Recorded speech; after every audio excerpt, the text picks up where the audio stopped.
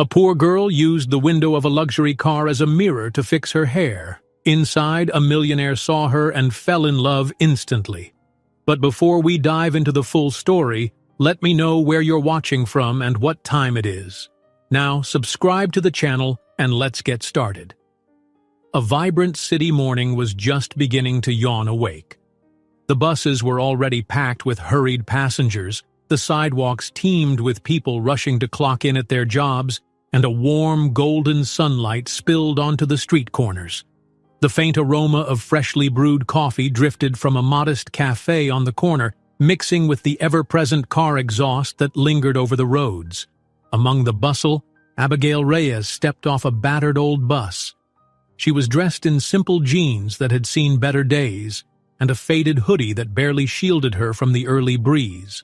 Her hair, dark and wavy, was pinned back in a loose bun that threatened to fall apart at any second. There was a thin film of perspiration on her forehead. She had been forced to sprint from the small boarding house where she lived to the bus stop, desperate not to miss a rare opportunity, an audition at the city's most prestigious dance academy.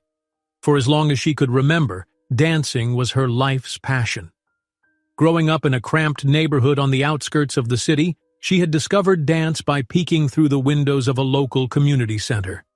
She would press her nose against the glass, watching wide-eyed as graceful ballerinas stretched and leapt, while sleek tap dancers stomped rhythms that set her heart racing.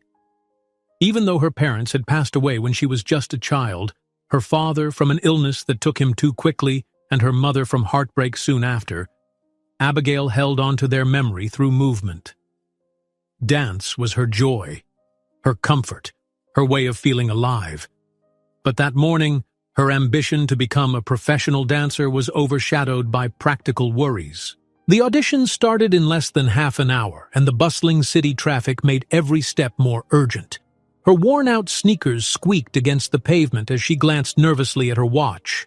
The second hand seemed to tick faster than usual, or perhaps it was just her anxious heart playing tricks on her. The dance academy was still several blocks away. Each corner she turned greeted her with a crowd or a traffic jam, forcing her to weave through pockets of people in a desperate attempt to save time. That's when she spotted a sleek Bentley, polished to a mirror-like sheen, idling near the curb beside a modern glass building. It looked out of place amid the battered taxis and delivery trucks that clogged the street. An idea sparked in her mind, more out of necessity than vanity. She had no pocket mirror or reflective surface except for the tinted glass of that expensive car.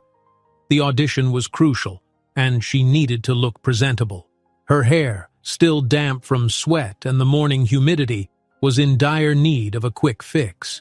She could at least rearrange the wayward locks and make herself look somewhat polished.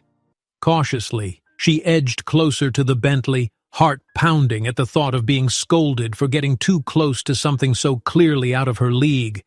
The engine hummed softly, giving the impression of a sleeping beast that might roar if disturbed. But desperation overcame her embarrassment. She glanced around. No one seemed to pay attention, and then stepped up to the passenger side window. At first, the reflection was faint. She leaned forward, trying to catch the best angle. With hurried fingers, she pulled a couple of bobby pins from her pocket and attempted to secure her loose strands of hair. A faint flush of color spread over her cheeks as she realized that she must look ridiculous. Some random girl using a stranger's luxury vehicle as a personal mirror. As she carefully twisted the bobby pin into place, the window hummed. Before she could even register what was happening, the tinted glass began sliding down smoothly, revealing a man seated in the back. He was dressed in a refined suit that fit him as though it were tailored by the world's finest clothier. His hair was a light brown, stylishly combed. A quiet, amused smile played on his lips. For a fraction of a second, Abigail froze in embarrassment, an apology forming on her tongue. She was certain she would be reprimanded or dismissed by this stranger of obvious wealth and status. Maybe he'd think she was about to beg him for money or worse. Yet what she saw in his eyes wasn't contempt or annoyance. Instead, it was curiosity, perhaps even intrigue. "Pardon me," he said in a calm, measured voice, "but are you fixing your hair in my window?" She wanted to vanish on the spot. "I'm so sorry," she managed, taking a step back. I didn't mean to." The man in the suit leaned closer, tilting his head as though examining her carefully. The street noise around them faded for an instant, as though time itself had paused to watch this unexpected encounter. She instinctively glanced away, clinging to the bobby pins in her hand. "No need to apologize," he replied, the faintest trace of a smile still gracing his lips. "I'm just not used to someone using my car for that. It's quite unique." Heat flooded her cheeks. She half expected him to raise the window again and order the driver to speed off. Instead, he studied her with a gaze that felt strangely kind. She forced herself to speak again before her nerves could sabotage her. My hair was a mess," she admitted, voice trembling slightly. "There's an important audition and I'm running late.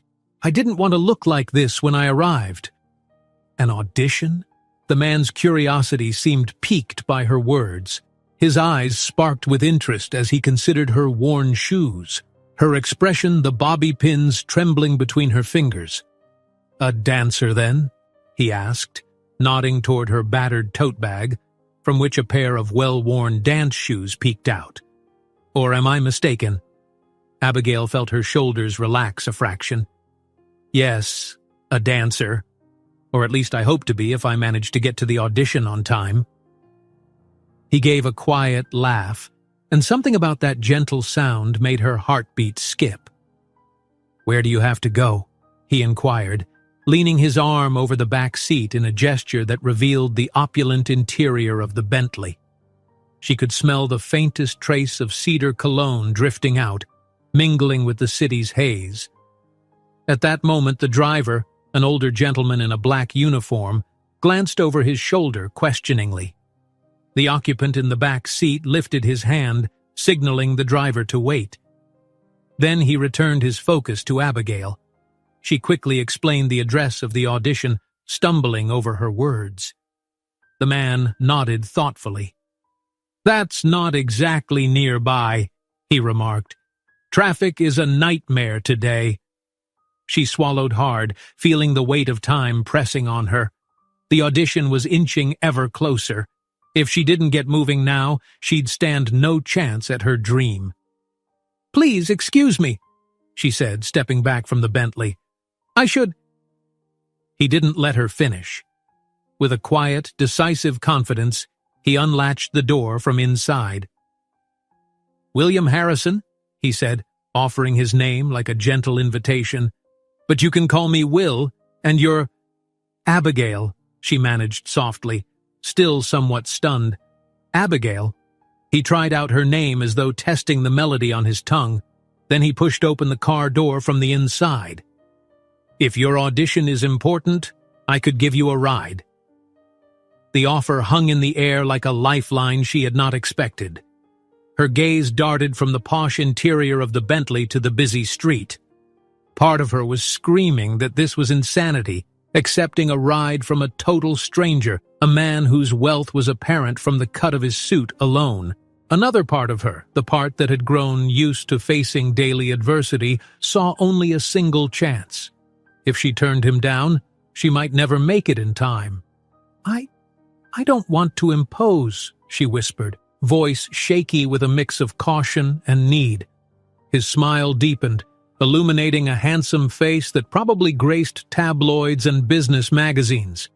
"If you're worried about me, I promise there's no ill intent," he replied gently. "In fact, think of it as me repaying you for showing me a novel use for my car window." In a small quiver of hesitation, she looked around.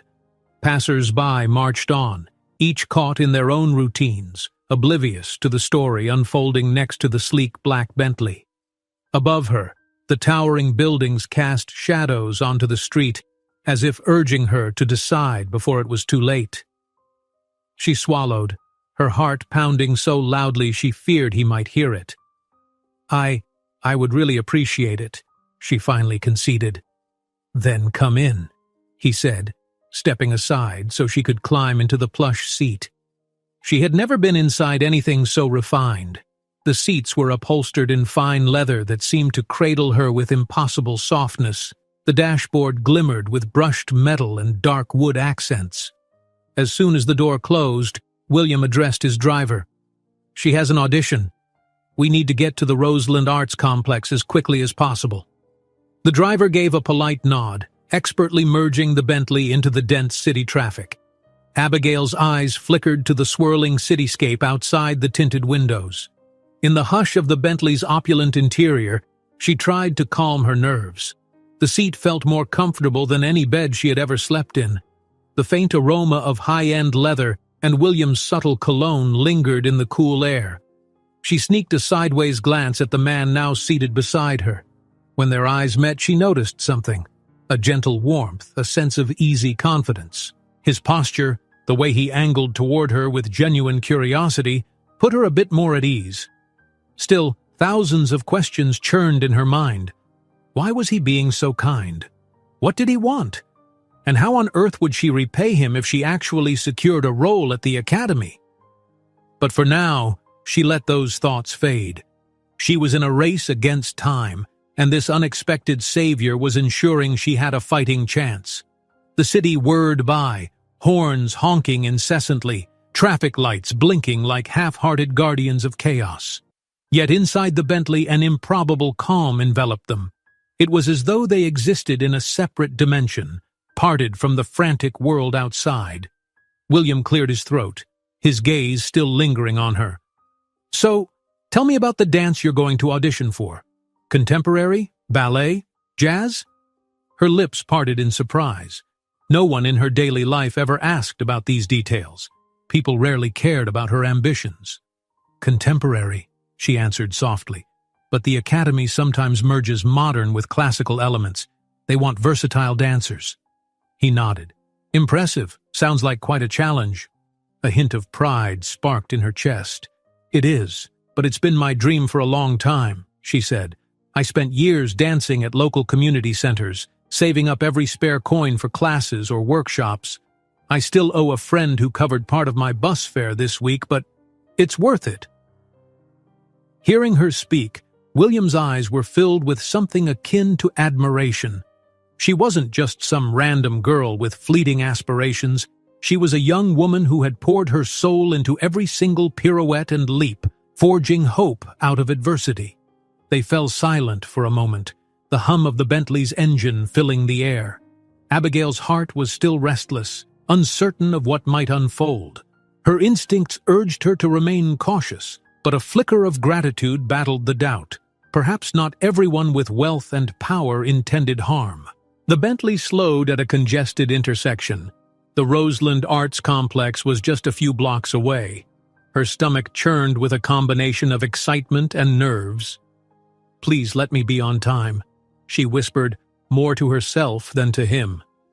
"You will be," William responded in a gentle tone, their eyes locked again. In his gaze, she sensed an unexpected reassurance, a subtle kindness that made her wonder who he really was beyond the expensive suit and the air of quiet confidence. As they neared the academy, that question kept drifting through her thoughts. Who is William Harrison, and why did he care enough to offer her this ride? And would this brief, extraordinary encounter end the moment she stepped out of the Bentley's protective embrace? The Roseland building finally loomed into view, its tall glass facade sparkling under the mid-morning sun. Abigail couldn't stop her knees from trembling. The driver pulled up to the curb, skillfully avoiding a chaotic tangle of taxis. William straightened his jacket and glanced at her with an encouraging smile. And just like that, an unspoken tension filled the quiet car. Both seemed aware that once the door opened, their paths might diverge forever. She carefully reached for the door handle, uncertain how to thank him for this unbelievable favor. But as she opened her mouth to speak, William leaned forward, his voice warm. "Good luck, Abigail. And if you need a ride home, I'll wait." Her chest tightened. He was offering another kindness, even though they had just met. Words failed her for a second, so she simply nodded. "Thank you," she finally breathed. "You don't know how much this means to me." A small smile curved on William's lips. "I have a feeling I do." She slipped out of the Bentley, shoulders squared, heart thumping like a drum in her ears. The building's doors stood in front of her, intimidating, thrilling, and bursting with possibility. Before stepping inside, she paused, glancing back at the Bentley. William Harrison was still watching, his eyes steady upon her. In that moment, she felt the city swirl around her, the unstoppable rush of deadlines and routine. Yet, in the hush between them, something new was born. Could it be admiration, a seed of hope, perhaps even the faint stirrings of love? She shook away the fanciful thought. She had an audition to conquer. Romance would have to wait. Straightening her spine, she walked through the doors, determined to give the performance of her life. Little did she know, the audition was not the only test awaiting her. For behind that tinted window, William Harrison, heir to the Harrison family empire, had already felt a quiet enchantment, one that would soon bloom into something far greater than either of them imagined. Outside the towering glass doors of the Roseland Arts Complex, William watched as Abigail disappeared into the building's lobby. He lingered, heart unexpectedly abuzz, an odd sensation for a man who, by his own admission, had seen much of what the world had to offer. In his realm of corporate negotiation and glittering galas, where everything was polite smiles and hidden agendas, true sincerity was a rarity. Yet he felt he'd glimpsed it just now, in her hurried steps and hopeful eyes. He relayed a quick message to his driver. "Park somewhere discreet, but stay close. I'll be waiting for her." The driver was a tad surprised. William Harrison's schedule rarely allowed for such spontaneity. Indeed, if the man's time were measured strictly by business, he should have been downtown at a high-stakes finance meeting, poring over profit margins and contractual fine print. But at that moment, some gentle pull commanded him to remain right where he was. He glanced down at his phone, calls from his assistant, missed messages from colleagues. Yet each notification felt trivial compared to the stirring curiosity that had taken root in him since meeting Abigail. He remembered the flush on her cheeks when she'd realized he was watching her use his car window as a mirror. He recalled her trembling but determined voice as she spoke of her big audition. She had an air of unvarnished honesty that stood out starkly against the polished artificiality of his daily life. She was real. Perhaps that was all the reason he needed to wait. Inside the building, Abigail arrived at the sign-in table, panting from her rush. Several other dancers were milling about the foyer, some stretching, others chatting tensely with each other. She scanned the faces, athletic and precise, each dancer brimming with carefully honed technique. Intimidation threatened to coil around her heart, but she swallowed back the feeling. The staff member at the table, wearing a bright Roseland lanyard, spotted her approach. "Name?" asked the staffer, holding a pen over a long list. "Abigail Reyes." The staffer, who was clearly juggling the demands of at least 5 different tasks, skimmed the roster. "All right, you'll be number 47. Auditions will be in Studio 3, down the hall to the left. Warm-ups have already started." Abigail took the number sticker with a polite nod. "Thank you," she whispered, her nerves jumping all over again. She pinned the number onto the front of her hoodie, exhaling to slow her galloping pulse. This was it, her one chance to seize an opportunity that might change everything. With shaky hands, she slid her old dance sneakers off and replaced them with a battered pair of soft ballet shoes. A few of the other dancers eyed her in a subtle once-over, noticing the worn condition of her footwear, her simple clothes. But she was used to that. She'd learned not to shrink under such scrutiny. Studio 3 stretched before her in a vast rectangle of polished hardwood floors and mirrored walls. A row of large windows allowed bright light to cascade in. About 20 dancers had already begun warming up at the bar, long, elegant limbs rising in fluid arcs. Their hair was styled into perfect buns or neat ponytails, their leotards and tights professional and pristine. Abigail quietly joined them, a pang of self-consciousness tightening her chest. She tried not to think about how ragged her attire must appear next to the rest. She reminded herself that skill, not style, would be her ticket in. Then she took a place at the end of the bar, performing gentle pliés and stretches to loosen her muscles. She felt the burn in her calves, the pull in her hamstrings. Although her routine was sometimes improvised, she'd never had the resources for top-tier dance academies. She poured into each movement the discipline she'd cultivated through countless hours of self-training and community classes. Just as she began to settle into the environment, the studio door opened. A sharp-looking woman in a black turtleneck and perfectly slicked-back hair strode in. She was flanked by two more individuals, one carrying a clipboard, the other with a portable speaker and tablet. All three exuded an air of authority, and the entire group of dancers reacted instantly, standing taller and turning to face the arrivals. "Good morning," the woman in the turtleneck called out, her voice crisp, resonant, accustomed to commanding a room. "I am Celeste Harrow, artistic director here at Roseland. We're looking for new talents for our upcoming performance season. We want to see raw skill, expression, and readiness to learn. Now, if you'd all line up, we'll begin with a simple sequence." Abigail took her place in line among the other dancers. One by one, they were directed to the center of the floor, asked to demonstrate a short combination that blended classical pirouettes and contemporary leaps. Some seemed to glide weightlessly, their spins and turns so effortless that she wondered if they'd ever known real hardship. Others showed slight wobbles or moments of uncertainty, quickly disguised behind well-practiced smiles. As she waited for her turn, her throat felt sandpaper dry, her heart a relentless drum. She replayed the memory of William's parting words in her mind. "Good luck, Abigail, and if you need a ride home, I'll wait." She allowed herself a fleeting smile at the recollection. There was something there, an odd comfort. She thought about how he'd looked at her, unbothered by her rumpled clothes or her apologetic demeanor. Rather, he seemed intrigued, as though he saw something deeper than appearances. She inhaled, letting that memory embolden her. Finally, it was her turn. She stepped forward, took her place at center, and faced Celeste Harrow. The music started, a slow, haunting piano melody that evolved into a measured beat. Abigail lifted her arms, beginning with a delicate arabesque. She let her spine curve gracefully, her arms extending as though propelled by invisible currents. Then, with a breath, she pivoted into a spin. For the next half-minute, it was as if time folded in on itself.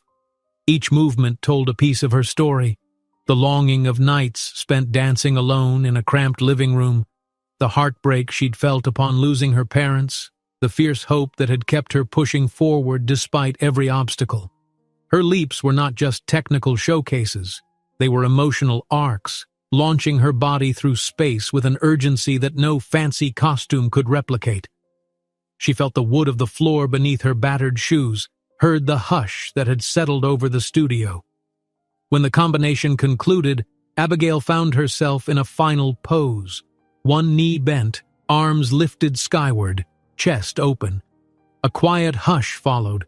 She slowly lowered her arms, catching Celeste Harrow's gaze. The director's expression was inscrutable, with just the faintest arc to her brow, as though intrigued yet carefully withholding praise. "That was unexpected," Celeste finally remarked, her tone measured. "I need to see more. Stay warmed up, Miss Reyes." Abigail bit back her relief, giving a quick bow of her head. "Yes, ma'am." She returned to the line, heart still hammering. One or two other dancers offered polite nods, uncertain how to respond. They'd seen something unique in her style, maybe lacking the polished refinement of a conservatory-trained ballerina, but undeniably spirited.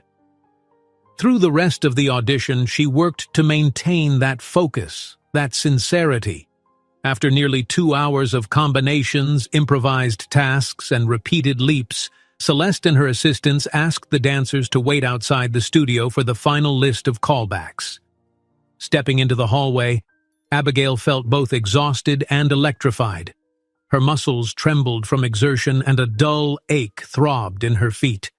Still, adrenaline buzzed through her veins. She settled onto a bench, trying to steady her breathing.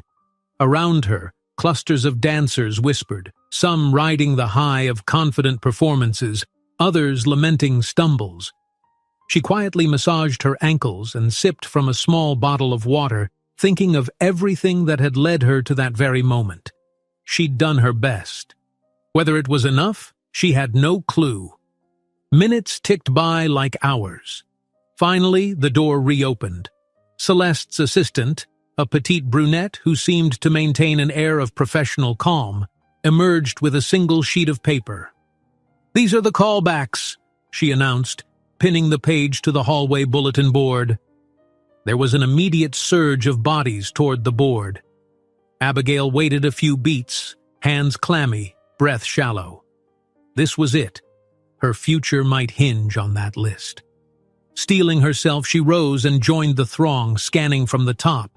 Annabelle Chen, Mark Rossetti, Crystal Dugard. Her heart sank fractionally as she scanned line after line. But then she found it. Abigail Reyes. A warm flush of relief surged from her chest right through to her fingertips. She nearly doubled over, exhaling with raw gratitude. For a moment, she feared she'd faint from the sheer wave of euphoria. "You made it?" asked a soft voice to her left. It was one of the dancers who'd been eyeing her shoes earlier.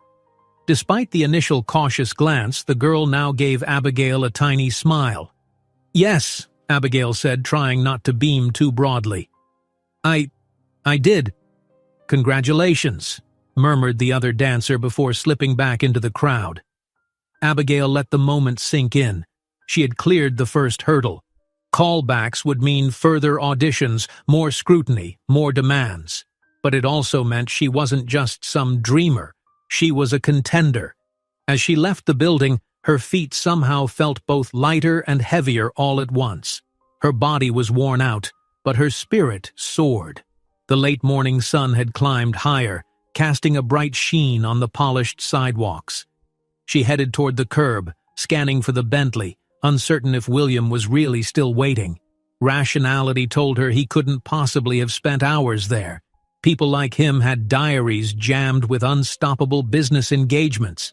But to her astonishment, the Bentley was parked exactly where it had dropped her off.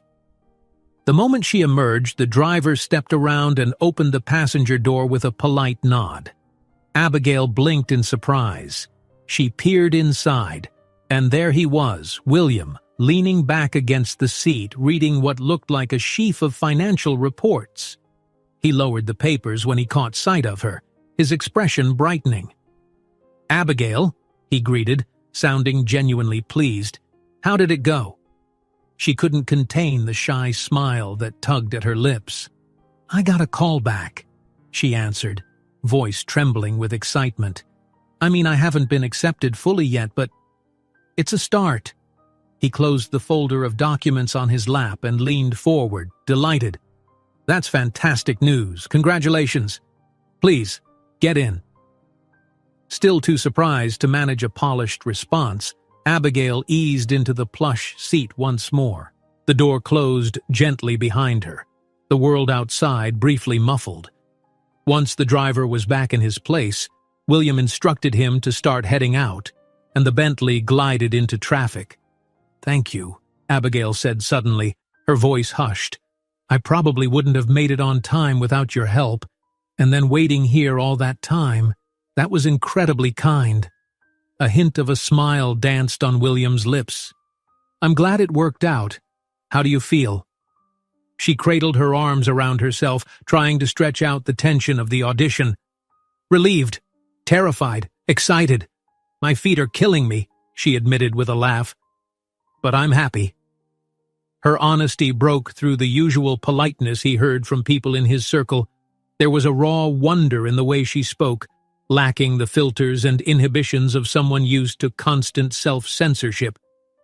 He watched her gently rub her ankles and noticed the frayed edges of her ballet shoes poking out from her bag. A swirl of sympathy and admiration flickered across his heart. "Do you have somewhere you need to be now? I could take you back home or anywhere else," he offered. She fiddled with a loose thread on her hoodie's sleeve. "Actually, I'd planned to do a shift at the diner where I work, but not until later." He inclined his head, considering. "How about we grab something to eat first?" he suggested. "Unless you're exhausted?" Abigail's immediate instinct was to refuse. She worried what assumptions he might have, or what it might mean to accept another favor. But there was a dull roar of hunger in her stomach, and the meager snacks she'd packed wouldn't do much to refuel her drained body. She realized also that she felt strangely comfortable around him. "All right," she replied hesitantly, "but maybe somewhere not too pricey?" William nodded in genuine understanding. "I know just the place. Calm, casual, and with decent coffee. My treat." She opened her mouth to protest, but the sparkle in his eyes softened her.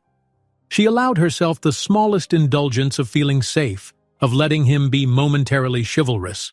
She told herself it was just lunch, not a permanent arrangement. So she nodded, grateful yet cautious. "Okay," she whispered, folding her hands in her lap.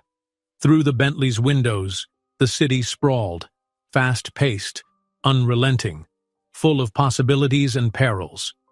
As they turned onto a tree-lined avenue, she gave herself permission to feel the faint flutter of excitement at being around this intriguing man. Her future might still be uncertain, but in that moment, as she rode with William Harrison to an unknown lunch spot, the world shimmered with promise. The Bentley glided along a series of back streets until it reached a quieter part of the city, where the usual cacophony of traffic merged with the rustle of leaves from old sycamore trees. Abigail gazed out the window, watching shops roll by, local boutiques, a cozy bookstore, a small art gallery. She wondered if William had deliberately chosen this area to avoid the usual midday bustle, or if he simply had a fondness for these tucked-away corners of town. Eventually, the car pulled up to an understated cafe with tall windows and a faded sign that read, "The Sunlit Bean." It was perched on a charming street lined with flower boxes and slender benches. Even before stepping out, Abigail could tell the place was more intimate than any fancy downtown restaurant. A wave of relief washed over her. She worried she'd be taken somewhere far beyond her comfort zone, but this cafe felt calm, almost homely. They climbed out, and William let his driver know they'd call him when they were finished. Then he joined Abigail on the sidewalk, the midday sun catching hints of copper in his light brown hair. Despite the crisp elegance of his suit, he somehow blended naturally into this unpretentious setting. Inside, an inviting hush enveloped them. The decor was warm, soft cream walls, wooden tables, old movie posters. A glass display of pastries near the front counter showcased croissants, fruit tarts, and muffins. Overhead, gentle acoustic music wove through the air. A barista with a friendly smile stood ready, waiting for their order. William selected a quiet table by a window that faced a row of potted plants. The seat was a simple wooden chair, far removed from the plush comfort of the Bentley. As soon as Abigail sat, she felt a twinge of self-consciousness about her hoodie and scuffed ballet shoes, but William's relaxed demeanor quickly reassured her. There was no trace of judgment in his gaze. Instead, she sensed curiosity and a sort of subdued excitement. "What do you normally drink?" he asked, flipping open the menu. She shrugged, feeling a little flustered. "Usually just plain coffee. Maybe a pastry if I can afford it." He offered a soft grin. "Well, today it's my treat, remember? And you've definitely earned something more than plain coffee after that audition. Pick whatever you'd like." She scanned the menu. There were fancy lattes with names like Cinnamon Whirl Cappuccino or Honey Almond Latte. A part of her wanted to try one, but she hesitated, wary of overstepping. In the end, She settled on a modest latte and a chocolate croissant. William ordered an Americano for himself and added a small array of pastries. 2 more croissants, a little custard tart, and a scone, despite her protests that it was too much. He waved off her concerns with an airy gesture. When the barista left, William leaned back slightly, regarding Abigail with thoughtful eyes. "So, tell me more about the audition process. You mentioned you got a call back, but what does that involve next?" She fiddled with the corner of the napkin in front of her. "Well, Roseland is one of the big names in the dance world around here," she explained. "They do a full performance season, modern, contemporary, occasionally a reimagined ballet. They hold open auditions to find new dancers. Today was just the initial round, basically to weed out anyone who's obviously not prepared." He nodded, genuinely engaged. "And you weren't weeded out," he said, his lips curving in a small smile, "which means they see promise in you." Abigail felt a mingled rush of pride and nerves. "Yeah, but the callback is going to be tougher. More advanced choreography, maybe some improvisation in front of the directors." She paused, tapping her fingers lightly on the tabletop. "I'll need to practice, and I don't exactly have a professional studio or top-tier trainer." "Could you enroll in classes to prepare?" he asked kindly. The question made her laugh wryly. "Classes aren't cheap," she said simply. "I work shifts at a diner, some nights bartending. Most of my money goes to rent and groceries. Anything extra I put aside for dance shoes or workshops. It's not enough for regular lessons at a top studio." William's eyes shifted, a certain focus sharpening in them. He seemed to be doing calculations in his head, maybe considering how to help.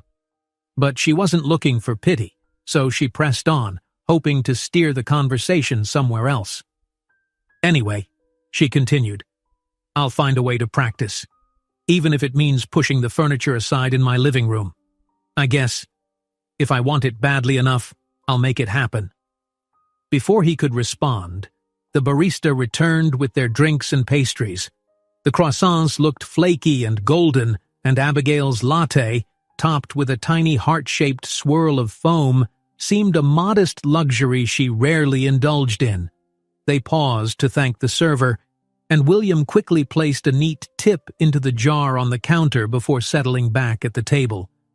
Abigail took a careful sip, savoring the warmth of the latte.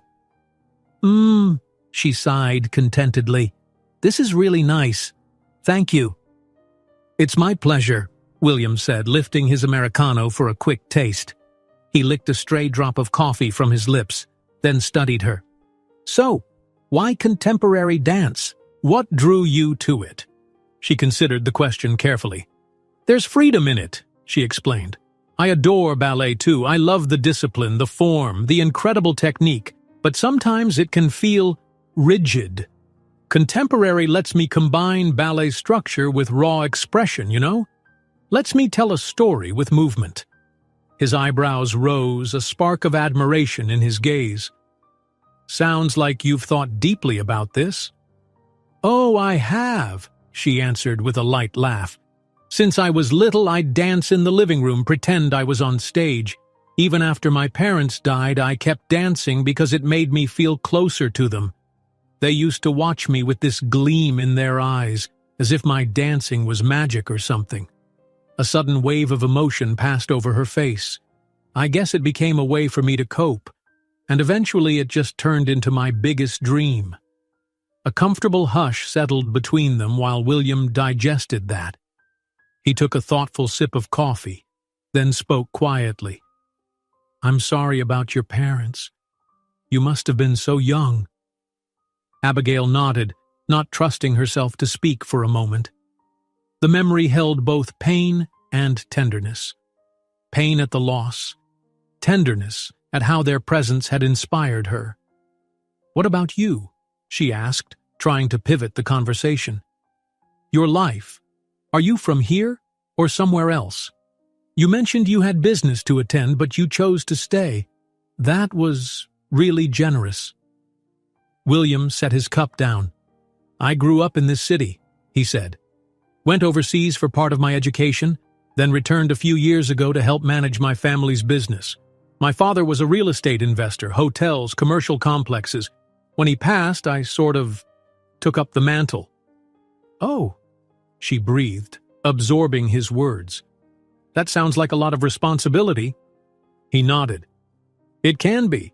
Sometimes it's interesting, meeting new people, traveling, but other times it's stifling. So many of the people in that world only see me for my last name or what deals I can bring them. I'm sorry, she said, seeing the flicker of resignation that crossed his face. It must be tough when everyone wants something from you. William shrugged lightly. It comes with the territory, and I'm thankful for what I have. But it's refreshing to meet someone who doesn't care about that side of things. Abigail felt her cheeks warm. She tore off a piece of croissant to occupy herself. Guess you're not used to people using your car window as a mirror either, she said, teasing lightly. No, that's a first, he replied, matching her playful tone. And I'm glad it happened. The conversation paused as they each took a few bites. The cafe, while modest, served an excellent pastry. Abigail found the croissant's buttery texture melting in her mouth, and the chocolate filling was sweet, but not cloying. Meanwhile, sunlight streamed in through the window, glancing across William's cheekbones and giving his expression a subtle glow. He set down his coffee and straightened somewhat, a reflective look in his eyes. I've got a question, he started. It might sound a bit forward, so feel free to say no, but I'd like to help you prepare for this callback. Maybe I can arrange a space for you to practice? I own a few buildings with studios, nothing fancy, but at least you'd have room and mirrors. Abigail's initial reaction was confusion, perhaps a hint of skepticism. What? He offered an open-palmed gesture. I mean, I have properties all over town. One of them used to be a small dance school that shut down last year. Long story. The space has been empty for months. If you need somewhere quiet to rehearse, you could use it. No strings attached, no charge. Just a safe place for you to work on your moves. Her mind whirled. It was beyond generous, yet it also felt too big. She'd only just met him, and he was offering her a rehearsal space? There was a logical fear inside her. Nothing came free, especially from men with money. But something in William's tone, in the gentle sincerity of his gaze, made her want to trust him. She carefully placed her croissant down. I don't know what to say, she admitted. It would mean everything. But are you sure? I can't possibly pay you for it. His smile softened. I'm sure. Think of it as my way of investing in art, or giving back to someone who needs a break. Seeing how dedicated you are, well, it's inspiring. He paused, shifting slightly in his seat.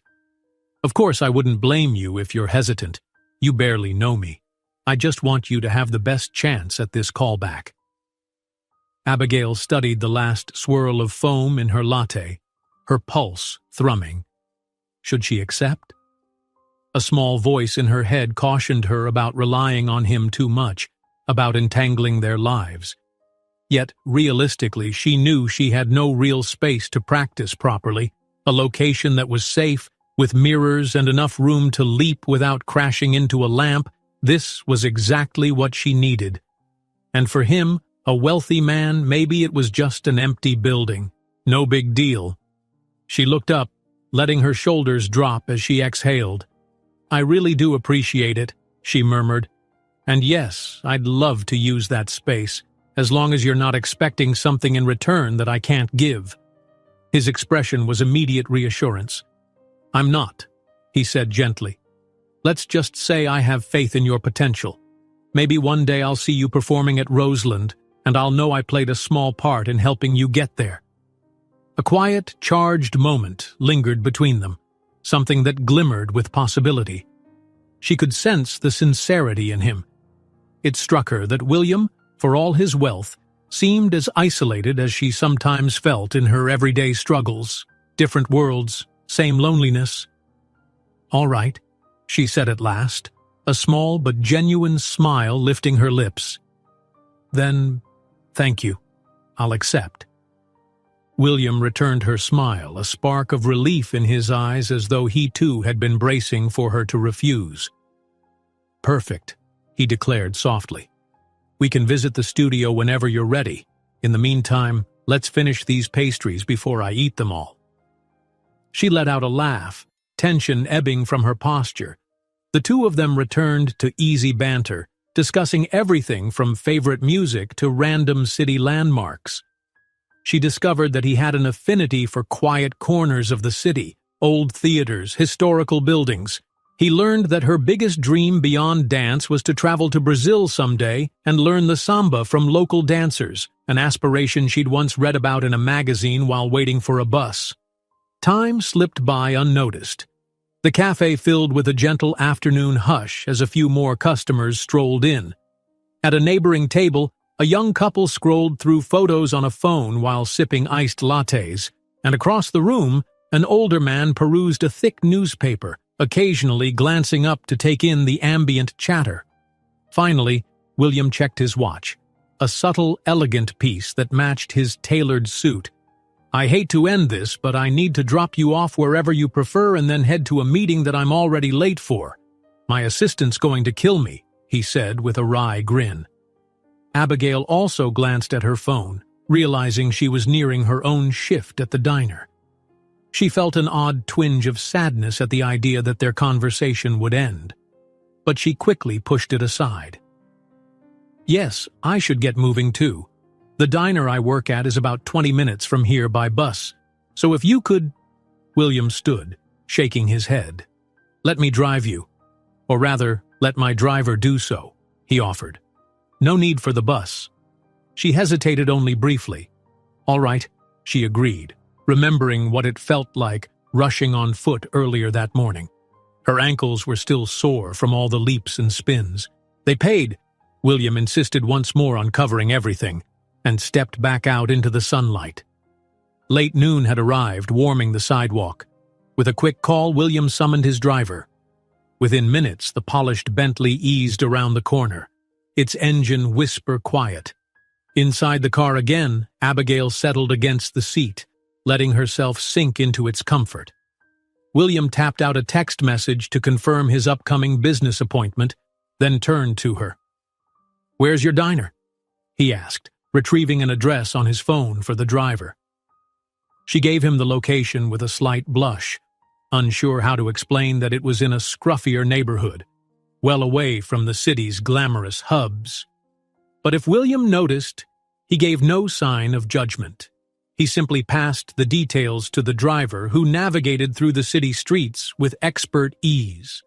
They rode mostly in silence for a few blocks, occasionally sharing a comment about something they glimpsed outside the window, like a street performer juggling or a bright mural on an old factory wall. When they were several minutes away, William cleared his throat, turning to her with a gentle seriousness. "You'll text or call me about your practice schedule?" he asked. "I'll have to set up the building for you, make sure the utilities are on. Maybe I can show you around soon." "Yeah, absolutely," she answered. She'd have to find the words to explain to her roommate, who was also her landlord, why she wouldn't be dragging the couch aside to rehearse as often. A smile tugged at her lips as she imagined the excitement in her roommate's eyes, though her friend might also be suspicious of such generosity from a stranger. As they neared the diner, the streets grew narrower, more congested. Small corner shops with hand-painted signs and modest apartments packed side by side reflected a world far from the polished enclaves William likely inhabited. Still, he peered out with a quiet, observant gaze, absorbing it all. The Bentley came to a stop in front of a worn-looking door with a neon sign that buzzed overhead. "Oscar's Diner!" Abigail recognized her manager's silhouette through the glass. She turned to William. "Thank you again for everything." He leaned slightly, his voice warm but calm. "Don't mention it, really. I'll be in touch about the studio, and good luck with your shift." Abigail's heart quivered, struck by gratitude and a confusing swirl of emotion. She wanted to say something more, something to convey how incredible this day had been, how unexpected and life-altering. but words escaped her. Instead, she offered a smile, one that softened the lines of tension often etched around her eyes. Then she stepped out of the Bentley, feeling its refined hush replaced by the hurried clamor of a normal working day. A last glance over her shoulder revealed William watching her depart, returning her smile with one of his own, a silent promise that this connection between them was far from over. With that, she pushed into the diner, ready to slip back into the routine of taking orders and refilling coffee cups. Yet everything had shifted. Hope, once a fragile spark, now burned bright within her. And outside, William Harrison's car pulled away, merging into city traffic, but not before he cast one lingering look through the tinted window, already anticipating the next time he'd see the dancer who had used his Bentley's reflection to fix her hair, and in so doing, upended his carefully ordered life. The early evening sun cast the diner's interior in a warm, golden hue. Abigail had barely clocked in when her manager waved her over to a booth that needed clearing. She grabbed a cloth and maneuvered between tables, her sore muscles reminding her of the morning's rigorous audition. Still, each twinge in her calves or ankles brought a quiet spark of satisfaction. She'd done it. She was going to callbacks at Roseland. She forced her mind back to the task at hand, giving the tabletop a thorough wipe. A few crumbs tumbled onto the checkered floor, and she made a mental note to sweep up later. As she moved to the next booth, her co-worker Tanya, an older woman with a loud laugh and an endless supply of gossip, sidled up. "You're in a good mood," Tanya commented, arching an eyebrow. "Usually by this hour we're both complaining about our feet, but you seem light." Abigail tried to shrug it off nonchalantly. "Just had a good morning. My audition went okay," she admitted with a shy smile. "I got a call back, actually." Tanya's face lit up. "Seriously? That's wonderful. I'm so happy for you." Without waiting for a response, she bustled off, presumably to spread the news in the kitchen. The woman was unstoppable in her quest to share any tidbit of positivity or drama she could find. Abigail felt a touch self-conscious, but mostly grateful. Usually these four walls of the diner were her realm of hustle, balancing trays, taking orders, always short on time or energy. To share even a small dose of excitement here felt strangely empowering. When the dinner rush arrived, the place transformed into a whirlwind of clinking glasses and overlapping conversations. Abigail wove between booths, refilling water pitchers and delivering plates piled with burgers, fries, and the diner's famous homemade pies. She found herself smiling more than usual, even when a couple of customers were testy or impatient.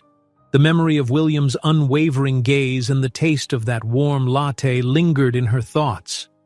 Eventually, night fell. By around 10 o'clock, the diner started to empty. Only a few tables remained occupied, a pair of students quietly studying, an exhausted trucker sipping coffee. Abigail and Tanya exchanged tired grins as they prepped for closing. The neon sign outside buzzed, reflecting dully on the diner's windows. "So, what happens now with that audition, exactly?" Tanya asked between wiping down salt shakers and stacking dishes. "You said callback, right?" "Yeah," Abigail replied, trying not to let her nerves bleed into her voice. "They'll give me a date, and I'll go back for a more advanced session. If that goes well, they might offer me a spot in the upcoming production, or at least consider me for the company." Tanya let out a dramatic swoon. "Imagine if you get it. You'll be famous, traveling the world. You'll forget all about this dumpy place." Abigail shook her head. "Oh, I could never forget the diner," she teased. "But traveling the world would be amazing." Her mind flashed to the patchy old poster she had pinned up in her bedroom, a collage of dancers, carnival pictures from Rio de Janeiro. One day, she'd love to see those sights in person. "Well," Tanya declared, pointing at her with a cleaning rag, "I'm rooting for you, kiddo." Soon, closing time arrived. Abigail counted her tips, stashing the small wad of dollar bills into her apron. She thanked Tanya and her manager, then slipped outside. The city night enveloped her, a swirl of headlights and the occasional distant siren. Her tiny one-room apartment was about half a mile away, and she walked, letting the hush of the late hour calm her. Still, her mind buzzed with thoughts of everything that had changed in the last 12 hours. She replayed her moments with William. Stepping into that Bentley, sitting across from him at the cozy cafe, sharing truths about dance and life. A part of her still wondered if she'd dreamt it all. Yet the memory of his voice and the promise of a practice studio were undeniably real. The question was, how would it all actually play out? Her roommate, Marina, was already asleep when Abigail slipped into the apartment. It was a cramped space, the living room doubling as Abigail's makeshift dance area. Typically, she'd do late-night stretching on the rug, replaying choreographies in her head. But tonight, the promise of a larger studio made her heart flutter. She changed into comfortable pajamas, brushed her teeth, and fell into bed. Despite her exhaustion, it took a while for her mind to settle. Eventually, the adrenaline faded, and she slipped into a deep sleep, lulled by hope. The next morning, her phone buzzed early with a text.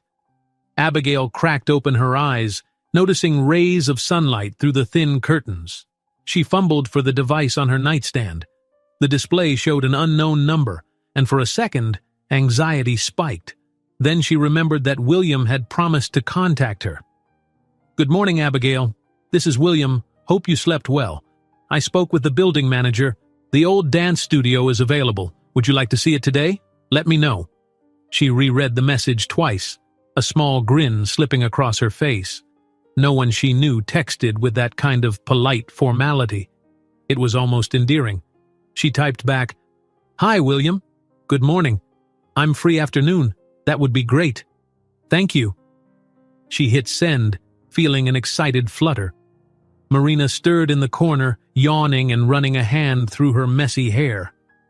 The bedroom was basically one half of the main living space, separated only by a thin divider, so privacy was minimal. "Who are you texting this early?" Marina mumbled. "You usually sleep in on your day off." Abigail hesitated, then decided to share. "It's a friend. He's letting me practice in an old studio he owns. It's for my callback at Roseland." Marina's eyebrows shot up. "He owns a dance studio? This friend must be loaded." "It's complicated," Abigail said, biting her lip. "He's more like an acquaintance. We met yesterday and I guess he's well off." She braced for her roommate's skepticism, but Marina simply gave her a quizzical look. "Well, as long as it's safe. I mean, hey, free practice space, that's amazing, girl." Then, rubbing the sleep from her eyes, Marina headed toward the little kitchenette. "You want coffee? I can make some. But we're out of sugar." Abigail smiled gratefully, heading into the kitchen. "Coffee's good, sugar or not." They each took a mug, sipping in companionable silence. Despite the rough edges of living in a cramped, low-budget apartment, moments like these, shared with a friend who'd known her ups and downs, felt like home. She told herself that no matter what new opportunities came her way, she'd keep her roots grounded in the people who had supported her when times were toughest. Around noon, her phone chimed again, announcing that William would send his driver to pick her up at the corner near her building. Abigail said a quick goodbye to Marina, who teased her with an exaggerated wave.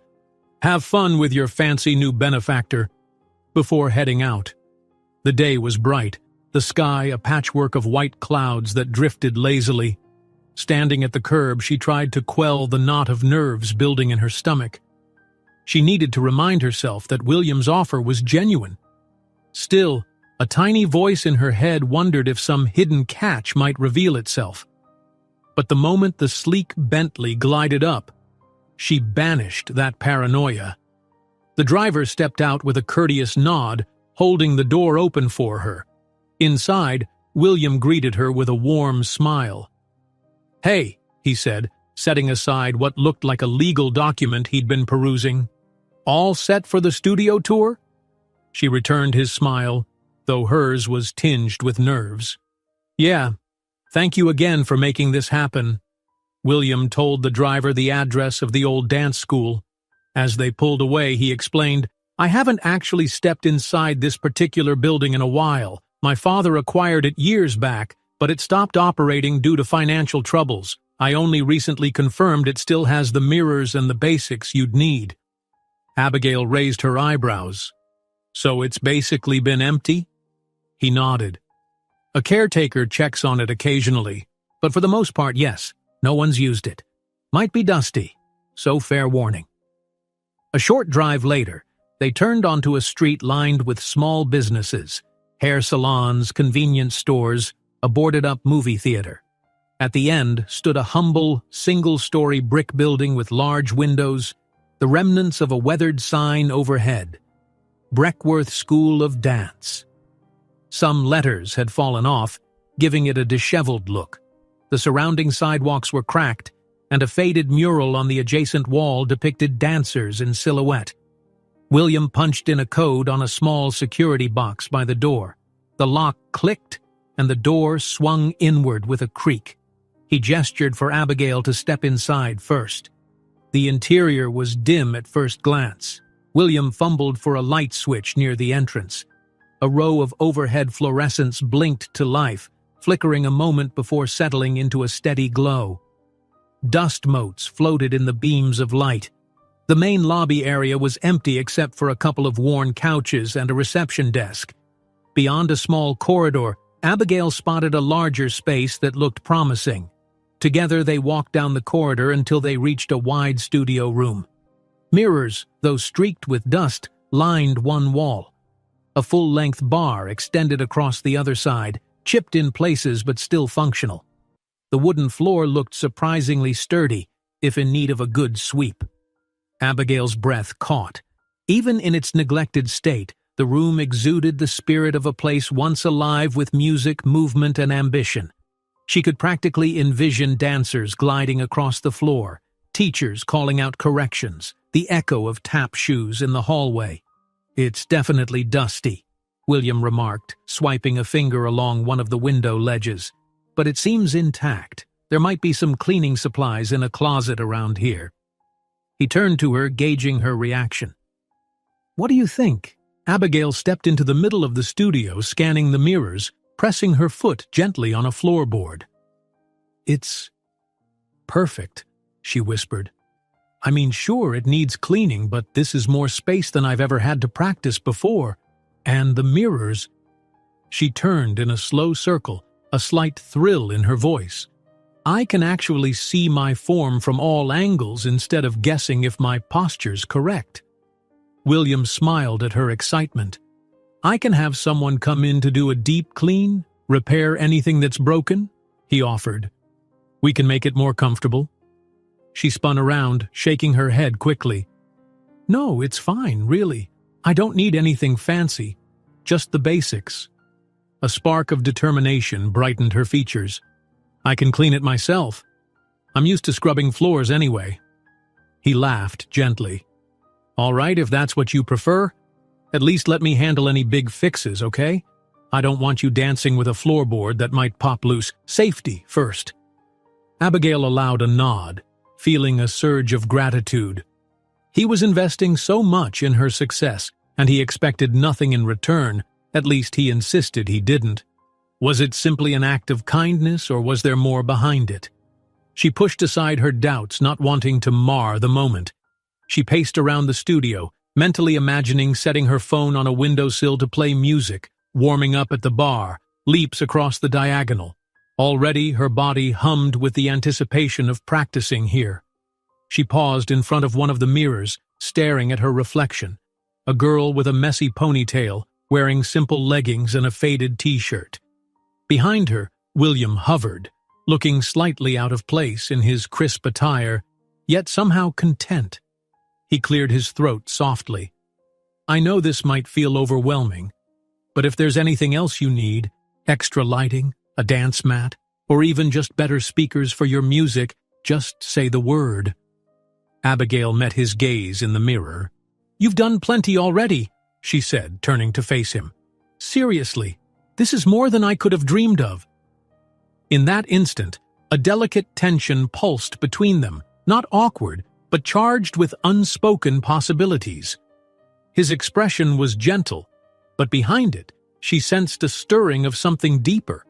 Maybe curiosity, maybe admiration.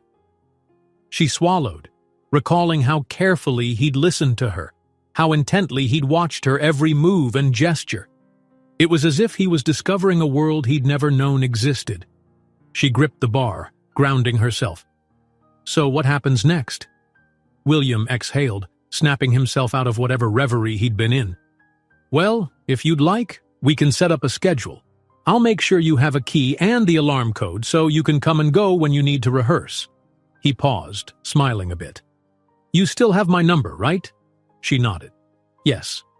Text me if you need anything. I'll check with my property manager about cleaning, and maybe I'll drop by sometimes to see how you're doing, if that's okay. I don't want to intrude on your practice. A flicker of amusement curved her lips. Sure, she answered softly. But don't expect a performance every time you visit, she added with a playful arch of her brow. He chuckled, the sound warm in the hollow room. Deal. She glanced at the clock on her phone. I actually have a few hours free now. Mind if I start by cleaning and maybe do a short practice? William's eyes lit with approval. Go right ahead. Let me help you find the cleaning closet. They roamed through the back hallway until they discovered a dusty storeroom stacked with boxes of old dance uniforms, battered fold-out chairs, and an array of cleaning supplies. Within minutes, Abigail had rummaged out a broom and mop, while William tested the vacuum cleaner to see if it still worked. A small cloud of dust belched from it initially, making them both cough and laugh at the same time. For the next hour, they worked side by side, sweeping, wiping mirrors, pushing old boxes out of the studio corners. It was the simplest of tasks, yet it felt unexpectedly gratifying to do it with him. Whenever their eyes met over a swirl of dust or an awkwardly positioned cardboard box, a silent camaraderie flowed between them. There was something about the shared effort, two people from vastly different worlds uniting to breathe life back into this abandoned space, that made the moment almost magical. At one point, William tried to move a particularly heavy bookshelf alone, causing him to slip on some dust. He stumbled, landing on one knee with a startled grunt. Abigail rushed over, stifling a giggle as she helped him regain his balance. "You okay?" she asked, half laughing, half worried. He clutched his pride more than any physical injury. "I'm fine," he grumbled, brushing off his suit pants, now smudged with a dusty streak. "Guess I don't handle manual labor nearly as gracefully as you do." Her laughter escaped then, bright and genuine. The moment shifted from potential embarrassment to shared humor, forging yet another link in their growing connection. By the time they finished, the studio looked revived. The mirrors were clearer, the floor free of debris. A faint smell of lemon cleaner and possibility lingered in the air. Abigail wiped her forehead, a light sheen of sweat there. She felt a surge of satisfaction at seeing the transformation. William stood in the center of the room, hands on his hips, surveying the outcome with a grin. "It's actually quite a nice space," he remarked. "Never realized. With a bit more care, it could be truly great." Abigail moved to open a window, letting in a gentle breeze. The late afternoon sunlight streamed in, catching the reflective sheen of the mirrors and casting long shadows across the fresh-swept floor. "Thank you," she said quietly. "Really, this is a dream come true. I hope I don't sound ungrateful if I say I still can't believe it." He stepped toward her, standing just a few feet away. "You don't sound ungrateful at all," he replied. "I'm the one who's grateful you're letting me be a part of your journey." She caught his gaze, her heart skipping a beat. She wondered what exactly he meant by that. Before she could unravel it, William gently checked his watch. "I should go," he said. "A meeting soon. But you should stay. Use the space. Practice. I'll text you the alarm code. Just lock up when you're done." Abigail nodded, a swirl of emotions clouding her chest. "Okay?" He lingered as if he wanted to add something else, Then he nodded once more and turned, heading out of the studio with a last reassuring smile. The echo of his footsteps disappeared down the hallway.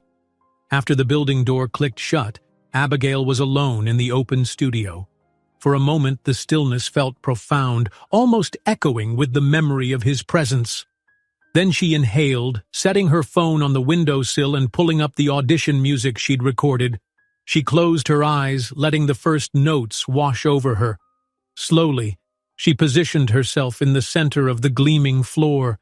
Step by step, she moved through the routine from memory, the controlled spins, the extended lines, the leaps that soared across the open space.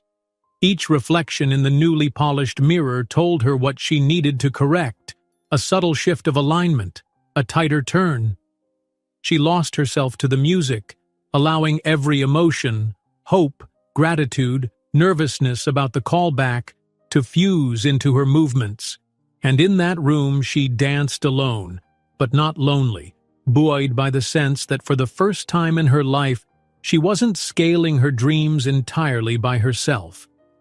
The hush of the vacant studio, the gentle hum of the city just outside the windows, and the lingering memory of William's supportive gaze all seemed to promise that something new and wondrous was unfolding. She danced on, heart steady, determined to honor the gift she'd been given, and as the last note of music faded, she sank into a graceful pose, breathing hard, a glimmer of sweat on her brow, tears of fierce happiness stinging at the corners of her eyes. Because in that hush, amid the dust motes now swirling in golden late-afternoon light, she felt her dreams, once so distant, becoming something real enough to clutch in her outstretched fingertips. Abigail sank onto the studio floor, chest heaving, a thin sheen of sweat cooling on her skin. Her phone's music player had looped through her audition track a half-dozen times, yet she still craved more practice. Every leap, every spin, she wanted them crisper, more expressive. Even so, the improvement already felt tangible. Being able to see her form from head to toe in the mirrors was a game-changer. She pressed pause on the music and gazed around the space that had so quickly become her new sanctuary. The lingering scent of lemon cleaner reminded her of how she and William had spent the afternoon sweeping, mopping, laughing. Her mind floated back to the memory of him stumbling when he moved that heavy shelf. She couldn't help but grin at how human and genuine he'd seemed in that moment. She was discovering layers to William Harrison. Beneath the quiet confidence and wealth was a man capable of laughter, vulnerability, and, apparently, an earnest desire to help. She stood, exhaling to steady her pulse. It was time to head home and rest before work, but as she walked over to the windows to collect her phone, a small thud came from the hallway. Her heart kicked up a notch. She was pretty sure William had left, and the caretaker or manager wasn't scheduled to come by. Carefully, she inched toward the studio entrance. "Hello?" she called, voice echoing. "Is someone there?" The hallway was empty, quiet. Maybe she'd imagined the sound. With a shrug, she continued to gather her belongings. However, an uneasy prickle remained. She told herself it was nothing more than the natural creaks of an old building settling, or maybe the draft from a window. Still, she resolved to be cautious. When she left, she made sure to lock every door firmly and arm the newly provided security alarm system. Outside, the late afternoon light had turned a honey gold. She inhaled deeply, letting the crisp air refresh her. She caught a bus back to her apartment, hugging her dance bag to her side. Inside that bag lay a new sense of hope, the memory of a successful practice, and the flicker of something else she couldn't yet name, a gentle warmth whenever she thought of William. When William returned to his office, he was nearly an hour late for a meeting with a group of investors. His assistant, a sharp-eyed woman named Valerie, scurried up to him, brandishing a clipboard. "Mr. Harrison, they're already in the conference room," she whispered, sounding slightly panicked. "I've tried to keep them occupied, but they're starting to ask questions." William shot her a reassuring look. "All right, let's not keep them waiting any longer." He strode into the sleek, glass-walled conference room, offering quick apologies for his tardiness. The men and women seated around the polished table were wealthy stakeholders, each with a vested interest in an upcoming development project near the city's waterfront, one of Harrison Enterprises' major undertakings. While they discussed blueprints, funding milestones, and projected returns, William's mind occasionally drifted. His gaze wandered to the windows that offered a panoramic view of the urban skyline tinted by the descending sun. He pictured Abigail in that dusty dance studio practicing her spins with fierce dedication. The memory tugged at him, a gentle pull of curiosity and admiration. He willed himself back to focus on the present conversation. Still, an undercurrent of restlessness thrummed through him. At some point, one of the investors, an older man with gray hair and a brisk tone, asked, "So, Harrison, where do you see this project in the next 5 years? We want your personal assurance on its profitability." William cleared his throat, forcing his attention to the matter at hand. "Absolutely.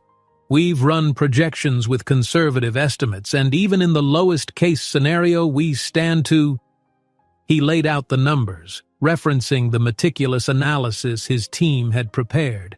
The group nodded along, evidently satisfied by his confident delivery. Yet, the moment the meeting ended, William felt a wave of mental exhaustion. He retreated to his private office, a spacious corner room with floor-to-ceiling glass boasting a panoramic view of the city. Valerie followed him in, dropping a thick folder onto his desk. "Here's the updated financial statement and some documents for tomorrow's media event," she explained. Then she paused, assessing his expression. "Is everything all right, Mr. Harrison? You've seemed preoccupied all day." He paused, leaning against his desk. "I'm fine, Val," he said softly, then offered a faint smile. "I just have other responsibilities on my mind." Valerie nodded, professional enough not to pry further. "Understood. I'll arrange the rest of your evening schedule. There's a charity gala in 2 hours, and your presence was requested." William exhaled slowly. "Yes, of course, I'll attend." Normally, these galas were part of his routine, mingling with city elites for donations, forging alliances. But tonight it felt like yet another scripted role he had to play. As Valerie left, William let his thoughts drift. The contrast between his world and Abigail's was staggering. Her modest apartment, the diner job, the deserted dance studio, and yet that spark in her eyes when she talked about her dreams. He found it more compelling than the millions at stake in any negotiation. For the first time in a long while, he found himself wanting to share something genuine, not for profit or prestige, but because it felt right. He checked his phone, wondering if she had texted. Nothing new. He considered messaging her first, maybe just to ask if she got home safely or how her practice went. But a trace of self-consciousness tugged at him. Would it seem pushy, overly eager? He set his phone aside, deciding to wait. He'd see her again soon enough. A few evenings later, Abigail was just finishing a shift at the diner. The place had quieted after the dinner rush, and she was balancing a tray of used dishes when her phone buzzed in her apron pocket. She snuck a glance. William's name flashed across the screen. A mild flutter tickled her stomach. Once she cleared the dishes, she read the message. "Hi, Abigail. Hope you're well. Are you free tomorrow afternoon? I'd like to check in about the studio. Maybe bring a friend who can advise on the flooring and see if we need any fixes before your next callback." She felt a glow of warmth at his continued concern. Quickly, she typed back, "Tomorrow afternoon works for me. I have a few hours free. Thank you again for everything." His reply came swiftly. "Great. I'll pick you up at 2. Can't wait to see how the studio's looking after you've practiced in it for a few days." Abigail tucked her phone away, a bright smile lingering on her face. Tanya, clearing another table, spotted her expression and raised an amused eyebrow. "Got a special someone, huh?" she teased. Abigail nearly dropped a fork. What? No, it's just, he's a friend, helping me out with my dancing." Tanya chuckled. "Uh-huh. A friend with a fancy car and a big heart by the sound of it. Abigail opened her mouth to protest but realized that anything she said might only feed Tanya's playful assumptions. She sighed and turned to refill a condiment bottle, hoping her co-worker would let it go. Yet a flicker of truth gnawed inside her. She wasn't sure how to define what William was to her. Kind benefactor? An ally in her dance journey? Or someone who, with each conversation, made her pulse skip? She quickly redirected her thoughts to the upcoming callback. She hadn't yet received the official date from the Roseland Academy, but Celeste Harrow's assistant had implied it would be announced soon. Time was ticking, and her technique needed refining. Every chance she got, she slipped into the old studio, adjusting her routine, working on transitions. Her leaps were higher, her lines more fluid, freed from the cramped living room. That night, as she closed out at the diner and trudged back to her apartment, her thoughts inevitably wandered to William. She replayed small moments, his earnest willingness to help clean, the softness of his tone when he asked about her parents, the quick smile that lit his face whenever she teased him about not being used to manual labor. A reluctant but undeniable feeling was beginning to grow, a curiosity about who William really was beyond the polished image. Yet doubt whispered, too. Men had shown interest in her in the past, but that interest quickly evaporated when they discovered her meager circumstances. She also knew the cautionary tales. Rich man takes interest in poor girl, only to break her heart. She wondered if this was simply a passing novelty for him, a philanthropic fling. But the sincerity in his eyes made her hope otherwise. The next day, just before 2 p.m., Abigail waited on the corner near her building. The breeze was mild and she tapped her foot nervously. The Bentley appeared right on time, sleek as ever. She slipped into the back seat, greeting the driver politely, then found William waiting inside, this time dressed in slightly more casual attire, dark jeans, a button-down shirt rolled up at the sleeves. He smiled warmly. "Hey," he said, setting his phone aside. "All ready to get some professional eyes on that studio floor?" She nodded. "Thank you for arranging it." They made light conversation on the drive. William mentioned the friend he was bringing, an interior designer named Audrey, who specialized in refurbishing older spaces. "She's curious about the building," he explained. "Figured she could offer some tips." When they arrived at the studio, Audrey was already outside, leaning against a small electric scooter. She was a petite woman with bright pink hair and an assortment of silver rings on each hand. She waved enthusiastically.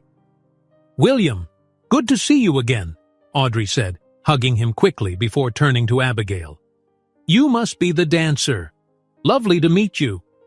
Abigail shook her hand, momentarily struck by Audrey's vibrancy. "Nice to meet you, too. Thanks for doing this." Audrey grinned. "No problem. I adore old dance studios, and Will told me you're breathing new life into this one." She followed them inside, carrying a toolkit and notepad. While Abigail gave a quick update on her practice routines, Audrey prowled around with a discerning eye, poking at floor seams, tapping on mirrors, and running her palm along the bar. She asked about the acoustics, the lighting, whether the windows were drafty. William trailed after her, occasionally glancing at Abigail to see if she was comfortable. After a thorough inspection, Audrey returned to the center of the room.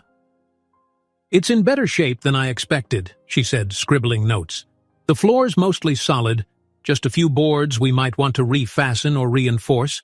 Mirrors need a bit of realignment in that far corner. The biggest upgrade you might consider is a new sound system because acoustics matter for dance. But that's not urgent. Otherwise, it's good to go." Abigail released a relieved breath. "That's wonderful news. I was worried we'd need major renovations." Audrey shook her head. "Nope. Just a little TLC. I can arrange workers for the floor and mirrors next week if that's okay. They'll be in and out in a day, maybe 2. Abigail glanced at William, uncertain. "I mean, that sounds amazing, but you're already doing so much. I don't have the money to—" William cut her off gently. "Don't worry about the cost, Abigail. This is still my property, technically. I'd like to fix it up so it's safe and functional. Consider it an investment in the building and in your success." Audrey beamed, evidently supportive of the plan. "I'll coordinate with you," she told William. "We can finalize details by tomorrow." Then she patted Abigail's shoulder. "Glad to see you have a real shot at that Roseland callback. Keep dancing, girl." With that, Audrey departed, waving cheerfully from her scooter. Her small figure zipped away, leaving a hint of fresh energy in her wake. Inside the studio, William and Abigail were left alone again. The space felt momentarily lighter, as though Audrey's exuberance had banished all lingering dust. Abigail crossed her arms loosely, meeting William's gaze. "Thank you for all of this. I hope you know how much it means. I never expected—" He stepped closer, the warmth in his eyes unmistakable. "I'm just glad I can help," he said. Then, as if reading her anxiety, he smiled more brightly. "Shall we see some moves? I mean, if you don't mind me watching a bit." She laughed, feeling her cheeks flush. "Sure, but you might regret standing so close." He took a seat on a windowsill where a beam of sunlight cast him in a soft glow. Turning on her phone's music, Abigail began to dance. Just a short sequence, the same one she might use at the callback. She focused on her lines, the transitions, the emotional intensity. Each movement glided across the floor, no longer hindered by the fear of a squeaky floorboard or lack of space. William observed in appreciative silence. He didn't have the vocabulary to critique her technique, but he could sense the passion that radiated through each step. When she finally stopped, breathless, the track winding down, he looked genuinely awed. "That was incredible," he said softly. "I've never really witnessed dance like this up close. You make it look like storytelling without words." A flush of gratitude swept over her. "Thank you. It still needs work, but I'm trying to refine it." William hopped off the windowsill. "I'm sure you'll be more than ready when the callback date arrives." He hesitated, searching her expression. "Any news on that yet?" She shook her head. "Not yet. I'm checking my email constantly, though. I figure it'll be soon. The Academy's new season is starting in a couple of months, so they won't delay decisions too long." He nodded, hands sliding into his pockets. "Well, I hope you'll call me the moment you find out. I'll want to celebrate if it's good news." His smile made something in her chest flutter, an unfamiliar but not unwelcome sensation. "Okay," she said, swallowing the tiny spark of bashfulness that rose in her throat. "I will." They stood there for another moment, the hush of the studio folding around them. It felt as though they were suspended in some in-between realm, where their real lives, his corporate world and her humble one, barely mattered. Here, she was simply a dancer, and he was simply a man who believed in her. Eventually, William cleared his throat, casting a glance at his watch. "I need to get going. Board meeting this evening. Another round of suits, figures, and polite small talk," he said, half smiling. She exhaled softly. "Thanks for coming by, and for everything else."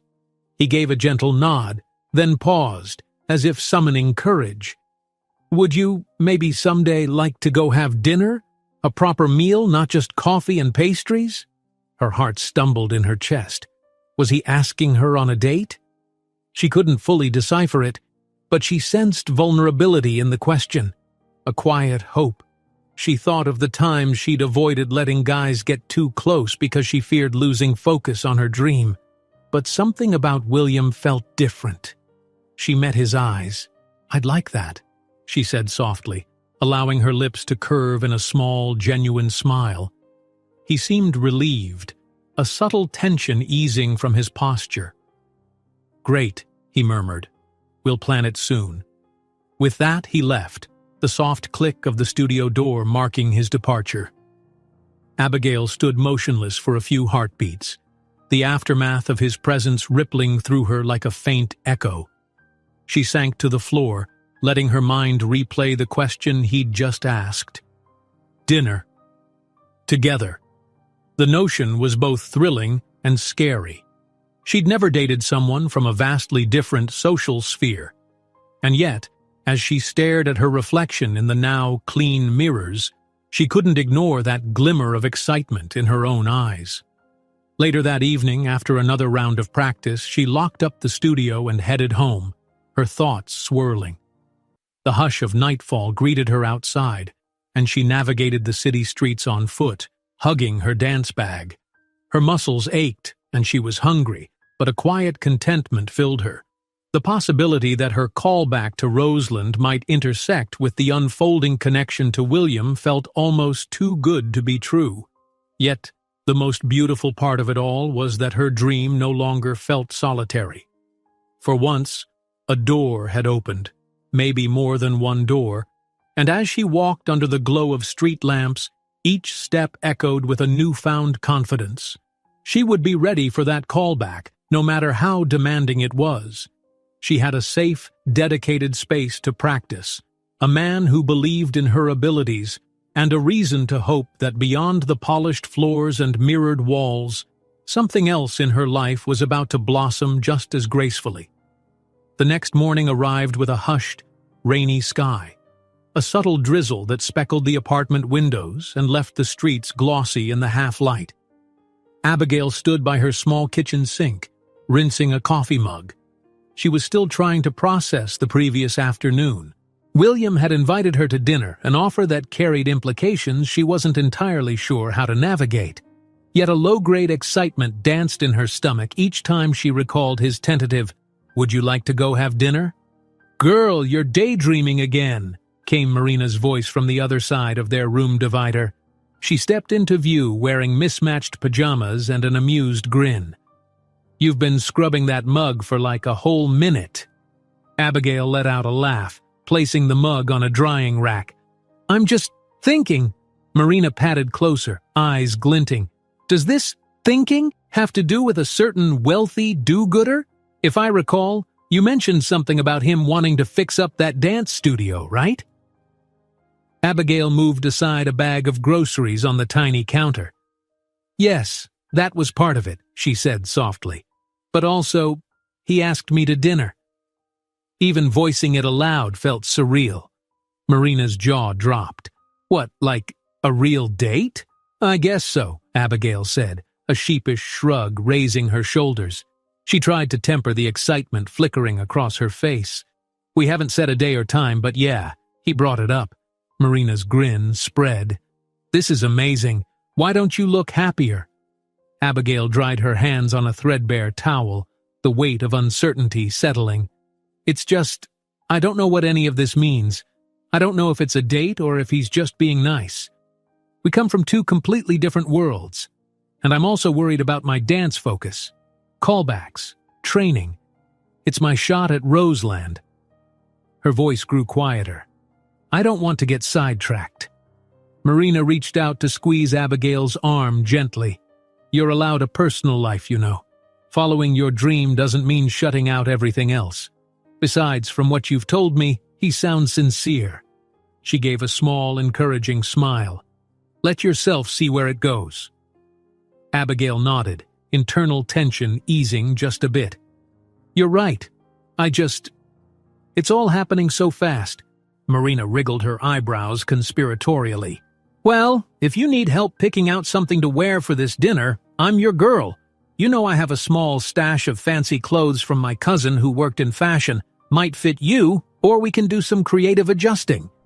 Abigail laughed, warmth coursing through her. "I might just take you up on that," she said. "Let me see if he actually calls." She retreated to the bedroom corner, rummaging for her dance clothes in a small dresser. Today she planned a longer rehearsal at the old studio, another day with no official word from Rosalind about the callback date. But she refused to let complacency creep in. Each day was precious. She had to keep her body strong, her mind focused. Soon she was out the door, braving the drizzle in a hooded jacket. The wet city had a subdued hum, cars splashing along gutters, pedestrians quickening their steps under umbrellas. On the bus ride to the studio, Abigail studied a small notebook in which she jotted down ideas for transitions, leaps, and expressions she wanted to refine. She flipped through the pages, reading her own scrawled reminders. Extend left arm more. Sharper turn after plie. Breathe emotion into your eyes. Once she reached the studio, she found a thin plastic bag taped to the door, labeled for Abby. Inside was a new set of heavy-duty cleaning wipes and a small box of chalk to mark the floor for spacing. A neon yellow sticky note attached read, "Hope this helps, W.H." She smiled, carefully pocketing the note. Even when William wasn't there, his gestures of support were. Inside, the air smelled faintly of sawdust. Audrey's team must have come by earlier because several planks on the floor were replaced, blending seamlessly with the old wood. The mirrors in the far corner looked cleaner, newly aligned, and the wobbly bar had been reinforced with fresh brackets. She circled the space, running her hand over the updated surfaces. Gratitude swelled in her chest. How strange that a man she barely knew a few weeks ago had altered her life's landscape so profoundly. She found a note taped to the large mirror, presumably from Audrey. "Hey, dancer girl, the floor and mirror repairs are done. All safe now. Enjoy your practice. Audrey. P.S. We'll talk sound system next time." Abigail grinned. She peeled the note off the mirror and tucked it into the same pocket as William's sticky note.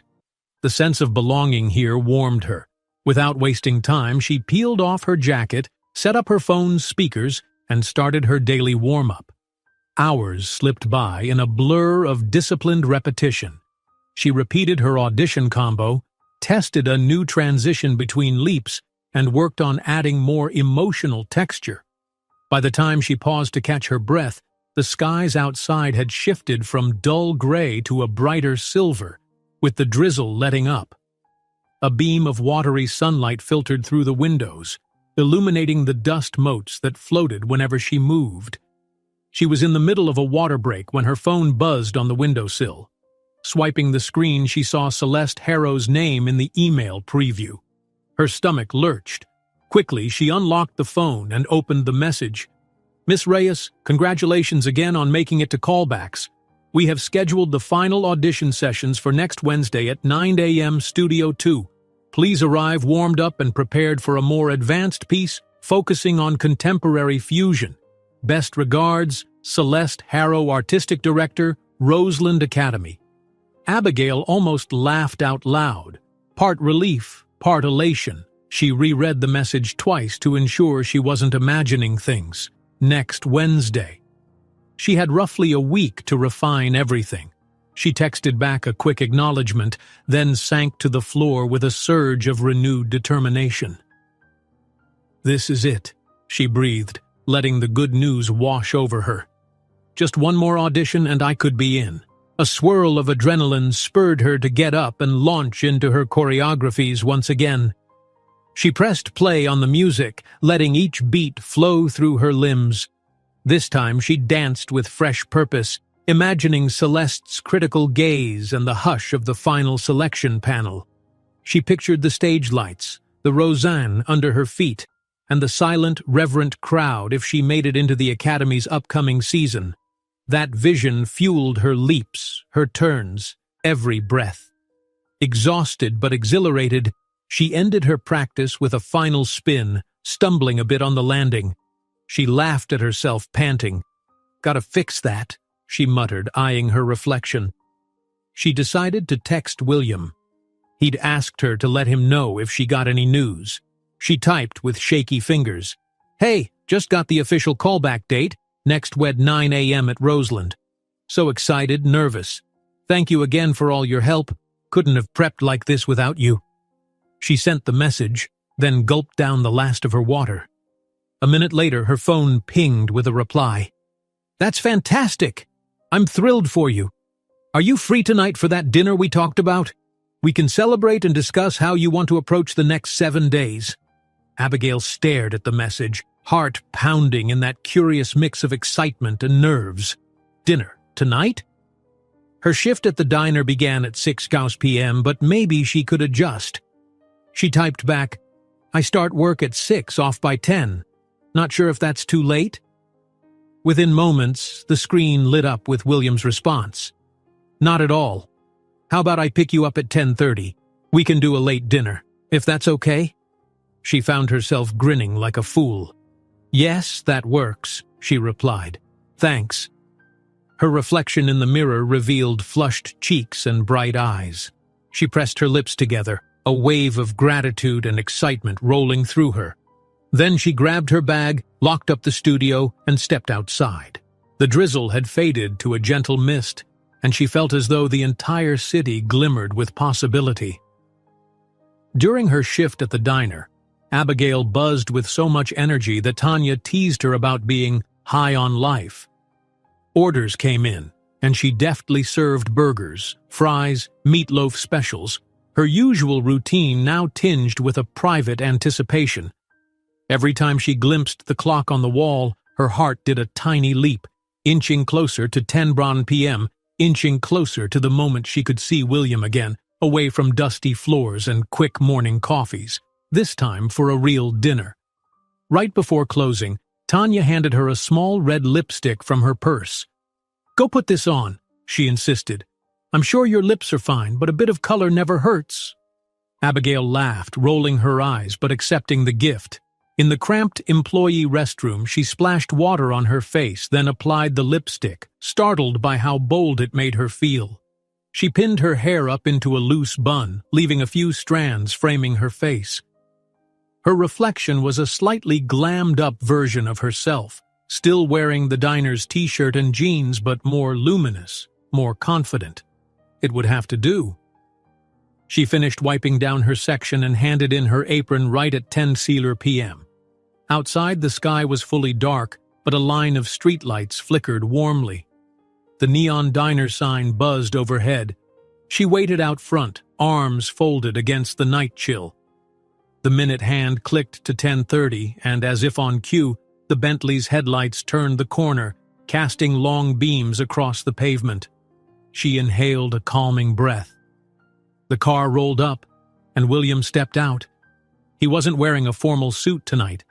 Instead, he had on a navy sweater over a crisp shirt, with dark trousers that neatly fit his tall frame. He flashed a warm smile upon seeing her. Long day? He asked gently, noticing her diner uniform. She nodded, stepping into the car as he held the door open. Yeah, but I'm wired right now. I guess the excitement is kicking in? Once they settled in, he signaled the driver to move on. I made a reservation at a late-night bistro that's not far from here, William explained. They serve fantastic soups, salads, and a few classic dishes. Quiet atmosphere. He paused, glancing at her from the corner of his eye. Figured you might not want anything too fancy after a work shift. She offered a grateful smile, adjusting her seatbelt. That sounds perfect. Thank you. The city passed by in soft blurs of neon signs and traffic lights. She noticed the stress lines in William's face seemed less pronounced tonight. He carried a gentleness that put her at ease, even as she self-consciously smoothed out her wrinkled shirt. Sorry I'm not dressed up or anything, she murmured. He shook his head, meeting her gaze. You look wonderful, he said simply, and her stomach flipped.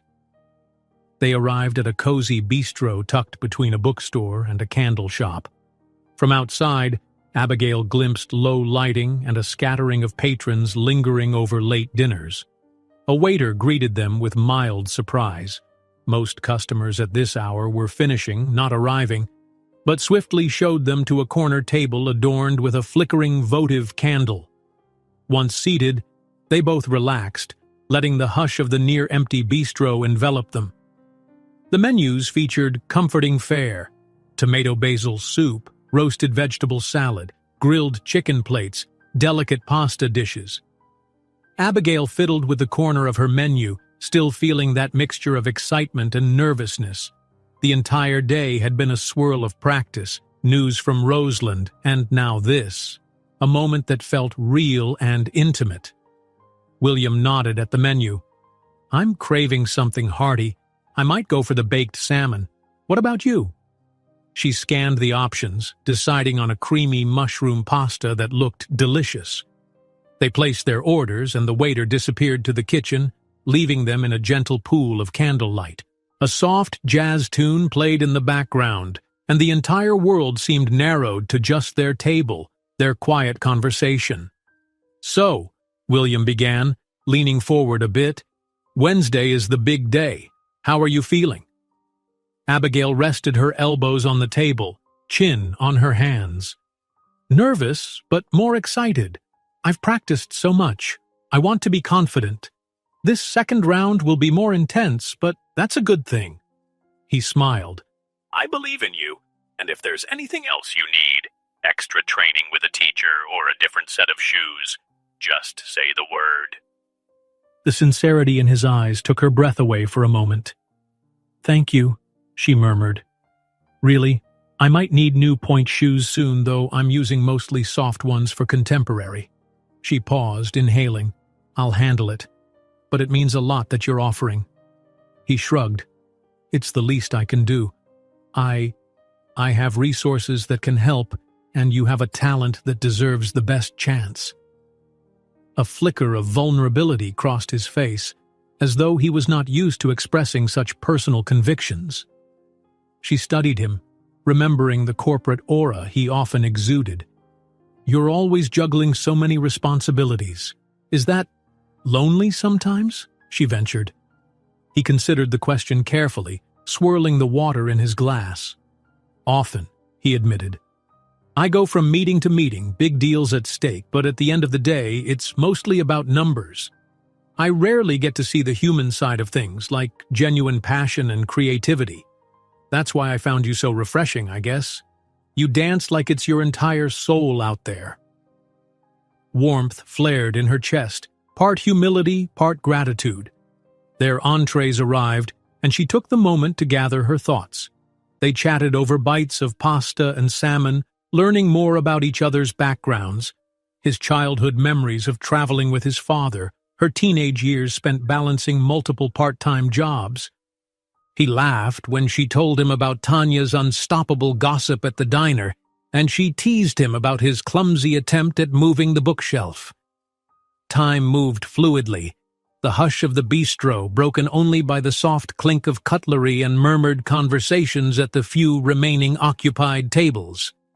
Before they knew it, the waiter discreetly asked if they'd like anything else. William ordered a small dessert, chocolate mousse, to share, ignoring Abigail's mild protest that she was already too full. "This is a celebration," he said, half grinning. "We have to toast your call back." They sampled the mousse, laughter drifting between them over silly anecdotes. Abigail marveled at how easily they were building a bridge between their very different worlds. She no longer felt the stiff unease she'd initially feared. Instead, she felt the quiet thrill of genuine connection forming. All too soon, the clock ticked past midnight. The bistro staff politely began clearing the final tables and dimming some lights. William requested the bill, adding a generous tip. After they stepped outside, the chill of the late-night air made Abigail shiver slightly, and he slipped off his light jacket, placing it gently around her shoulders. "You'll be cold," she protested softly, but he simply shook his head with a warm smile. The Bentley rolled up moments later, and they climbed in, heading back to her apartment. The city at night whirred by, neon signs and shuttered shops. She gazed at the passing lights, her head still buzzing with the evening's conversation, with the swirl of affection she felt building in her heart. When they finally reached her street, William stepped out first to open the door. Standing on the quiet sidewalk, she faced him, hugging his jacket around herself. "Thank you," she said, "for tonight. It was really nice." He moved a fraction closer, the lamp overhead illuminating the faint worry lines at his brow. "I'm glad," he murmured. I'd like to do it again sometime if—" She cut him off with a nod, smiling. "Yes, I'd like that too." In the hush of the moment, he leaned in slightly as if debating a kiss, but then paused, perhaps second-guessing. Abigail sensed his hesitation and felt her own heart flutter. Instead, they exchanged a gentle, lingering hug that spoke volumes. Her cheek brushed against his shoulder, and she felt the steady rise and fall of his breath. "Good night, Abigail," he said softly when they pulled apart. "Good night," she whispered, stepping back. She relinquished his jacket and handed it back with a small grin. Then she turned to walk upstairs, every step resonating with a quiet euphoria. She let herself into her apartment and found Marina pretending to be asleep on the couch, though her eyes popped open the moment Abigail closed the door.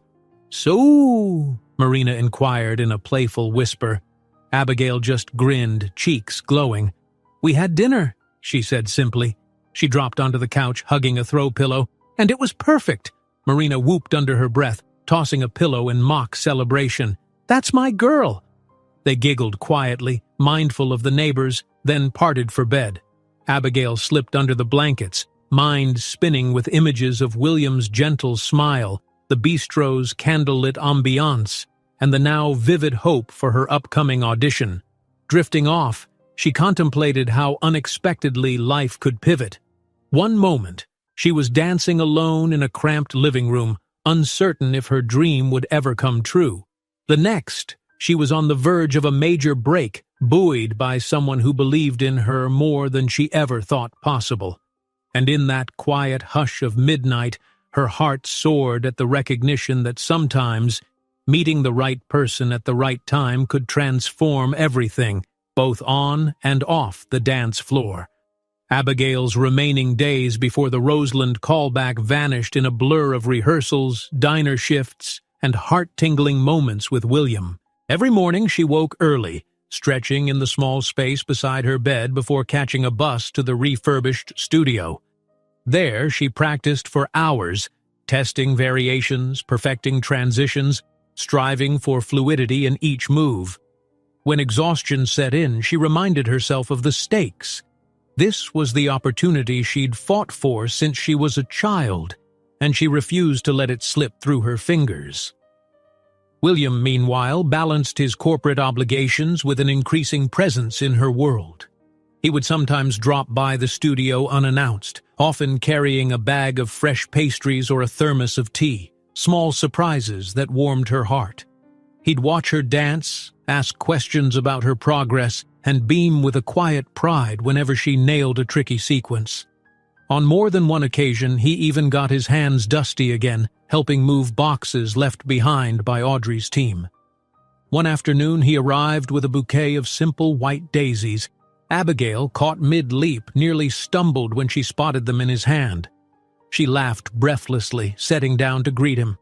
"What are those for?" she asked, cheeks flushed from both dancing and surprise. He shrugged in a self-conscious way. "I saw a flower stand on the way here, and they reminded me of you. Bright, understated, real." He handed them over, gaze earnest. "I just wanted to wish you luck for your final callback prep." She pressed the daisies to her nose, inhaling their mild fragrance. "They're perfect," she whispered. She felt a flicker of emotion pass between them, appreciation, admiration, something deeper unspoken. Their time together wasn't all romantic flutter, though. Sometimes he'd have to rush off to a meeting or answer a barrage of urgent emails, apologizing to her for the interruptions. And she continued to work her shifts, grateful for every tip, still aware that she needed a financial cushion no matter how generous William's gestures seemed. A part of her refused to become fully dependent on his wealth. She was determined to stand on her own 2 feet. 2 days before the callback, Celeste Harrow herself dropped in on Abigail's final open practice hour. Abigail had no warning. She was in the midst of trying out an emotionally intense section of her choreography, and as she spun to a stop, there stood Celeste in the doorway, arms folded, face unreadable.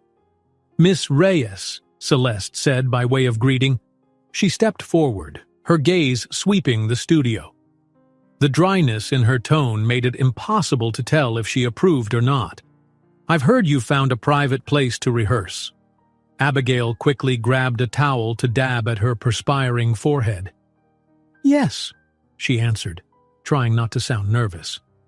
I'm very fortunate. A friend let me use this space. Celeste nodded. Good. I came to see how you're progressing, but also to remind you that the callback will demand more than technique. We're selecting dancers who can tell a story on stage, connect with the audience. Understood?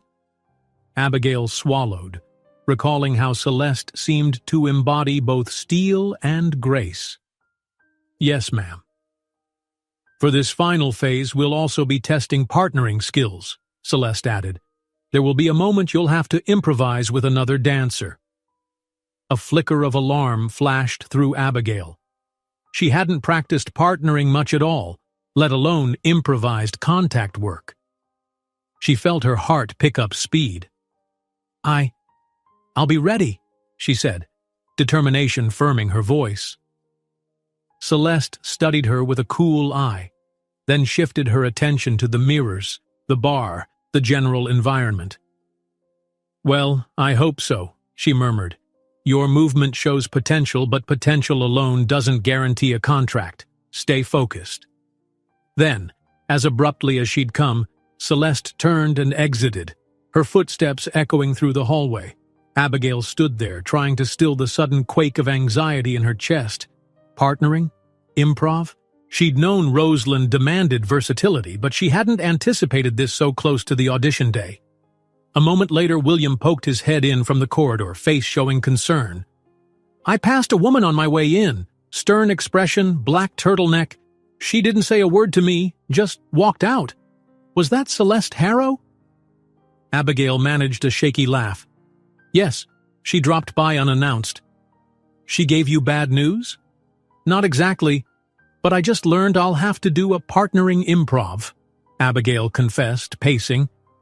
I've done it before, but never in front of such a high-stakes panel. My stomach's in knots. William crossed the room, placing a steadying hand on her shoulder. You'll figure it out, he said gently. Is there a friend or fellow dancer you can call on to practice some lifts or sequences? She thought of her community center days, but most of those dancers had scattered. The only partner training she'd done was amateur level. I'm not sure, she admitted, shoulders slumping. William's gaze flicked around as though searching for a solution. What if we find you a dance partner on short notice? A teacher or a performer around here? Someone we can hire for a day or two to help you prep? Abigail blinked, her mind racing. That could work, she said slowly, though she hated the idea of more expenses, especially for something so last minute. But given the stakes, it might be the only way. William's phone was out before she even finished speaking. Let me call Audrey, he said. She's well connected in the arts scene. She might know someone who can come in and do a couple of crash course sessions with you. Abigail watched, half relieved, half anxious, as he made the call. Audrey's energetic voice was audible even from a step away, exclaiming that she indeed knew a dancer. Actually, an ex-colleague from a local dance troupe, now freelancing. In a whirlwind of arrangements, Audrey had the man's number, and William swiftly booked him for the next afternoon. By the time William hung up, Abigail felt both gratitude and guilt. She glanced up at him, eyes shining with relief and worry all at once. I can't keep letting you pay for everything, she murmured. I barely even know the going rate for a freelance partner. He shook his head.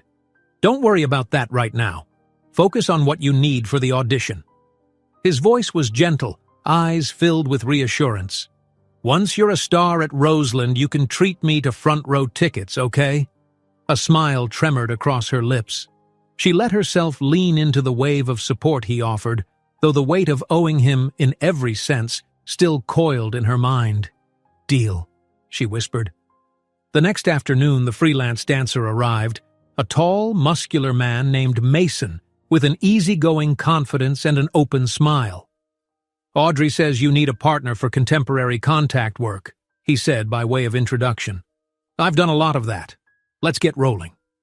Mason and Abigail hit it off immediately in terms of dance chemistry.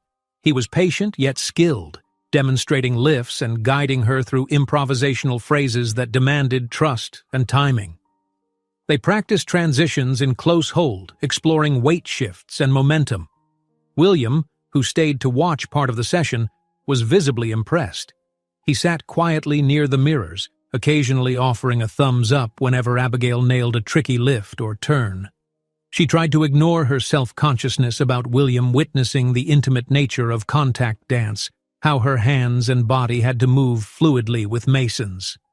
But William seemed entirely supportive, no trace of jealousy or discomfort. During a water break, Mason grinned at Abigail. "You're good at following," he noted, toweling off his forehead. "But remember, improv is about dialogue, not just one person leading. Don't be afraid to initiate a shift or a lift if you feel the impulse.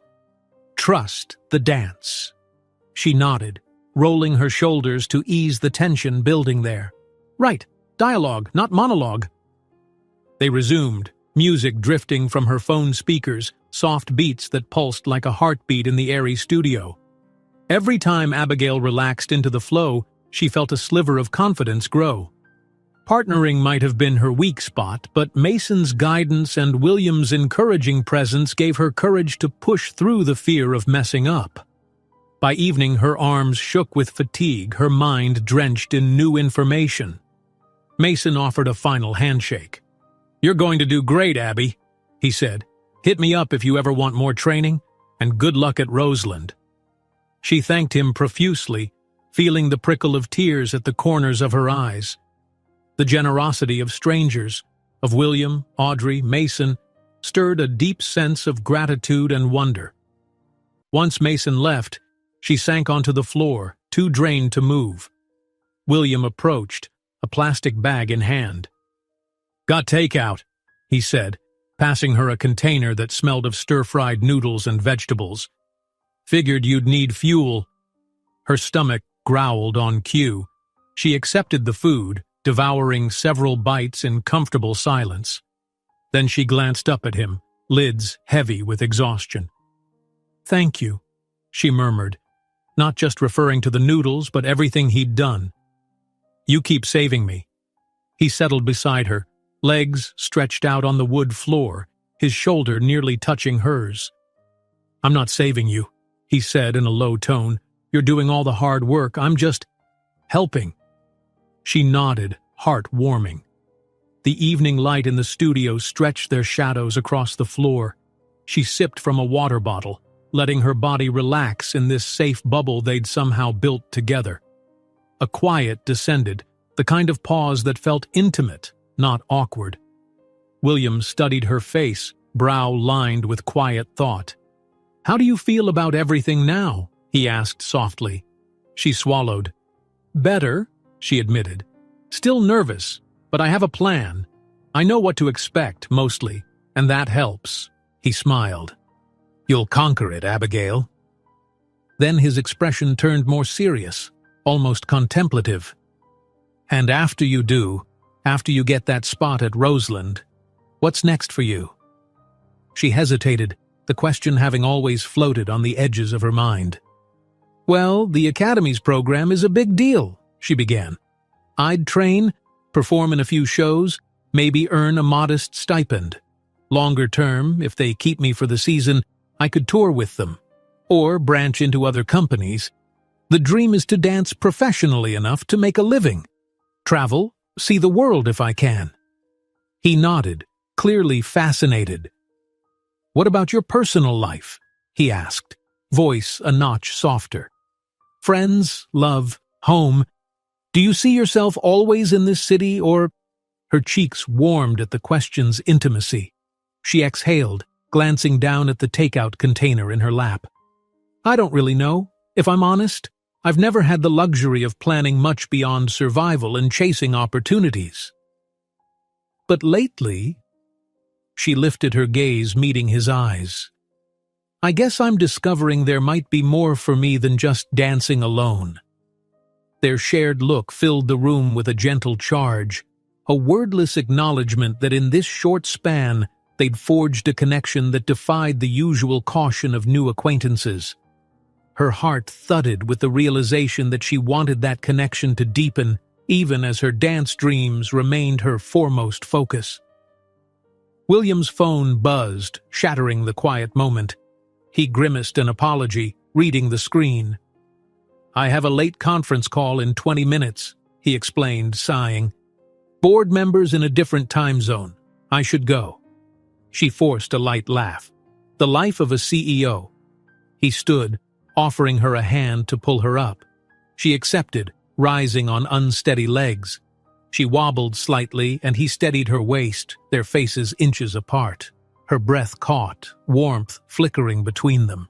It was as if the entire studio had gone silent, watching them in anticipation. For a heartbeat, she thought he might kiss her. She thought she might want him to. But then the phone buzzed again, jolting them back to reality. He released her gently, a soft exhale escaping both of them. "I'll see you soon," he said, voice a little husky. Then he flashed that signature gentle smile. "2 more days until your audition. I'll be rooting for you." She mustered a small nod, heart pounding. "Thank you. I can't tell you how much it means." He grabbed his coat and stepped toward the door. Before leaving, he turned back, tossing one more grin her way. Then he was gone, the door's echo lingering in the studio's hush. Abigail closed her eyes, trying to process the swirl of emotions left in his wake. Part of her wanted to fling caution to the wind and embrace whatever was growing between them. Another part reminded her, focus, call back, keep your composure. The memory of Celeste's stern warning rang in her ears. Potential alone doesn't guarantee a contract. Sighing, she returned to her phone, played the music once more, and began a final round of gentle drills. Sweat beaded anew on her forehead, her muscles groaning from the day's exertion, but she pushed on. She needed to be ready. Everything else, her stirring bond with William, the flutter of attraction, would have to wait until after she gave her all on that audition floor. In the quiet of the studio, she closed her eyes and danced, envisioning the judges' panel, the stage lights, the leap of her heart when she finally, hopefully, heard the words, "Welcome to Roseland." The day before the callback arrived in a flurry of last-minute preparations and a storm of nerves that Abigail couldn't quite shake. She'd spent the early morning going through slow, meditative stretches, allowing her body a measure of rest after days of intense training, then finished the afternoon reviewing her improvisational work with Mason. By now, they'd formed a comfortable groove together, discovering which lifts flowed smoothly and which transitions required extra care. "You've got this," Mason reassured her when their session ended. "If they make you partner, you'll adapt just fine. The important thing is to stay relaxed and aware of your partner's energy." Abigail repeated that mantra to herself for the rest of the day. Around dinner time, she found herself at her cramped apartment, rummaging through her belongings. She was determined to pick the perfect audition outfit. Black leggings that offered freedom of movement, a fitted but simple leotard layered with a sheer wrap skirt. Now that she had a little spare tip money, she'd bought brand-new soft shoes. Her old ones were near splitting at the seams. Marina hovered in the doorway, arms folded. "All set for tomorrow?" she asked, a proud tilt to her head. "I think so," Abigail sighed, hunching over her bed where she'd laid out the outfit. "It's weird. My body feels ready, but my mind is bouncing between excitement and pure terror." Marina came over, gently pulling Abigail upright. "Girl, you're about to walk into Roseland and show them who you are. They're going to love it." She eyed her critically. "Though you might want to get some real sleep tonight instead of pacing around rehearsing mentally." Abigail managed a dry laugh. Easier said than done. Marina grinned, returning to the living area. "I'll make some chamomile tea. That might help. And remember, you have that new dance space for a reason. Your hours of practice will pay off." As if on cue, Abigail's phone buzzed. William. A little jolt shot through her, not just from the audition nerves but also the warmth that always accompanied his messages. She picked up. How are you holding up? Big day tomorrow. Let me know if you need anything." She typed back quickly, a smile tugging at her lips. "I'm okay. Nervous, but ready. Gonna get an early night. Thanks for checking in." His response came almost immediately. "You'll be incredible. I'm rooting for you. Sleep well, dancer." That last phrase, dancer, made her heart flutter in ways she wasn't entirely used to. Dancer. She'd been chasing that identity for so long. Tomorrow, she'd either step into a new realm or face the heartbreak of rejection. She exhaled, setting her phone aside. She refused to let fear dominate her mind. The alarm blared at dawn and she jolted awake. A dull ache curled in her stomach, part hunger, part nerves. She took a quick shower, tied her hair into a secure bun, and triple-checked her dance bag for everything: shoes, water, a small towel, spare bobby pins. On a whim, she slipped one of the small white daisies William had given her, now dried and pressed, into a side pocket as a secret talisman of hope. Marina was already in the kitchen, frying eggs. She insisted on feeding Abigail a decent breakfast. "You won't dance well if you're faint from hunger," she chided. "Eat, please." Abigail obeyed, though her appetite was thin. They barely spoke, the quiet tension of the morning heavy in the apartment. Before long, she hugged Marina goodbye, shouldered her bag, and slipped outside into the crisp air. Dawn was just breaking, painting the sky in delicate pink and orange hues. She took it as a good omen. The bus ride to Roseland felt interminable. Every red light triggered a fresh wave of anxiety. She tried to distract herself by listening to calm music on her headphones, but each time the bus lurched, her mind flashed to thoughts of the panel of judges, Celeste's evaluating gaze, and the possibility of messing up her partnered improv. At last, she stood in front of the imposing glass facade of Roseland Academy. A handful of other dancers waited by the entrance, exchanging tense greetings. Some she recognized from the first round, others appeared new, likely direct invites from other auditions. Clutching her bag, Abigail inhaled deeply, summoning the hours of sweat-drenched practice she'd poured into this dream. Inside, a staff member ticked off names against a list, directing them to Studio 2. "You have about half an hour to warm up," the staffer informed. "We'll start promptly at 9. Studio 2 was slightly smaller than the one used in the first round, but no less intimidating. Mirrors lined two walls, and tall windows let in a flood of natural light. Dancers peeled off layers of sweats, revealing toned limbs and taut nerves. Abigail joined them, heading to a corner to begin her warm-up routine. She glimpsed Celeste Harrow near the far wall, conferring with two other choreographers she didn't recognize. Her stomach twisted. Keep breathing. Keep focusing. She settled on the floor, gently stretching her hamstrings, rolling her ankles, tuning out the murmurs around her. She visualized her choreographies, pictured herself executing each leap, turn, and emotional nuance flawlessly. Eventually, Celeste clapped her hands. "All right, everyone, gather up." The room hushed. "Welcome to our final callback. Today we'll see your solo contemporary pieces, plus a short partnering improvisation. Then we may ask some of you to attempt a repertoire excerpt from our upcoming production. Understood?" A chorus of nods answered her. Celeste's eyes flicked over the group. "We'll proceed in groups of 5. When you're not performing, please wait quietly in the hallway or along the edges. First group, numbers 1 through 5. Second group, 6 to 10, and so on." Abigail checked her assigned number. 10. That placed her in the second group. She watched as the first 5 stepped forward, hearts in their throats. Music began, and each dancer performed a short piece they'd prepared. Some were breathtaking, with crisp lines and enthralling presence. Others displayed obvious nerves, stumbling on transitions. Celeste and her associates scribbled notes, their faces mask-like. At last, it was time for Group 2. Abigail's legs felt jittery as she stepped up. The staffer announced each dancer's name, and they moved to individual corners of the studio to perform their solos one at a time. By the time the dancer before her finished, Abigail's pulse pounded in her ears. "This is it," she told herself. "All that practice. Show them who you are." She handed the staffer her music file. The overhead speakers clicked, and the opening notes spilled out. She took her position, knees slightly bent, arms lifted in a poised curve. Then, with the first beat, she launched into her routine. It felt both terrifying and exhilarating to perform here, in front of Celeste and other watchers.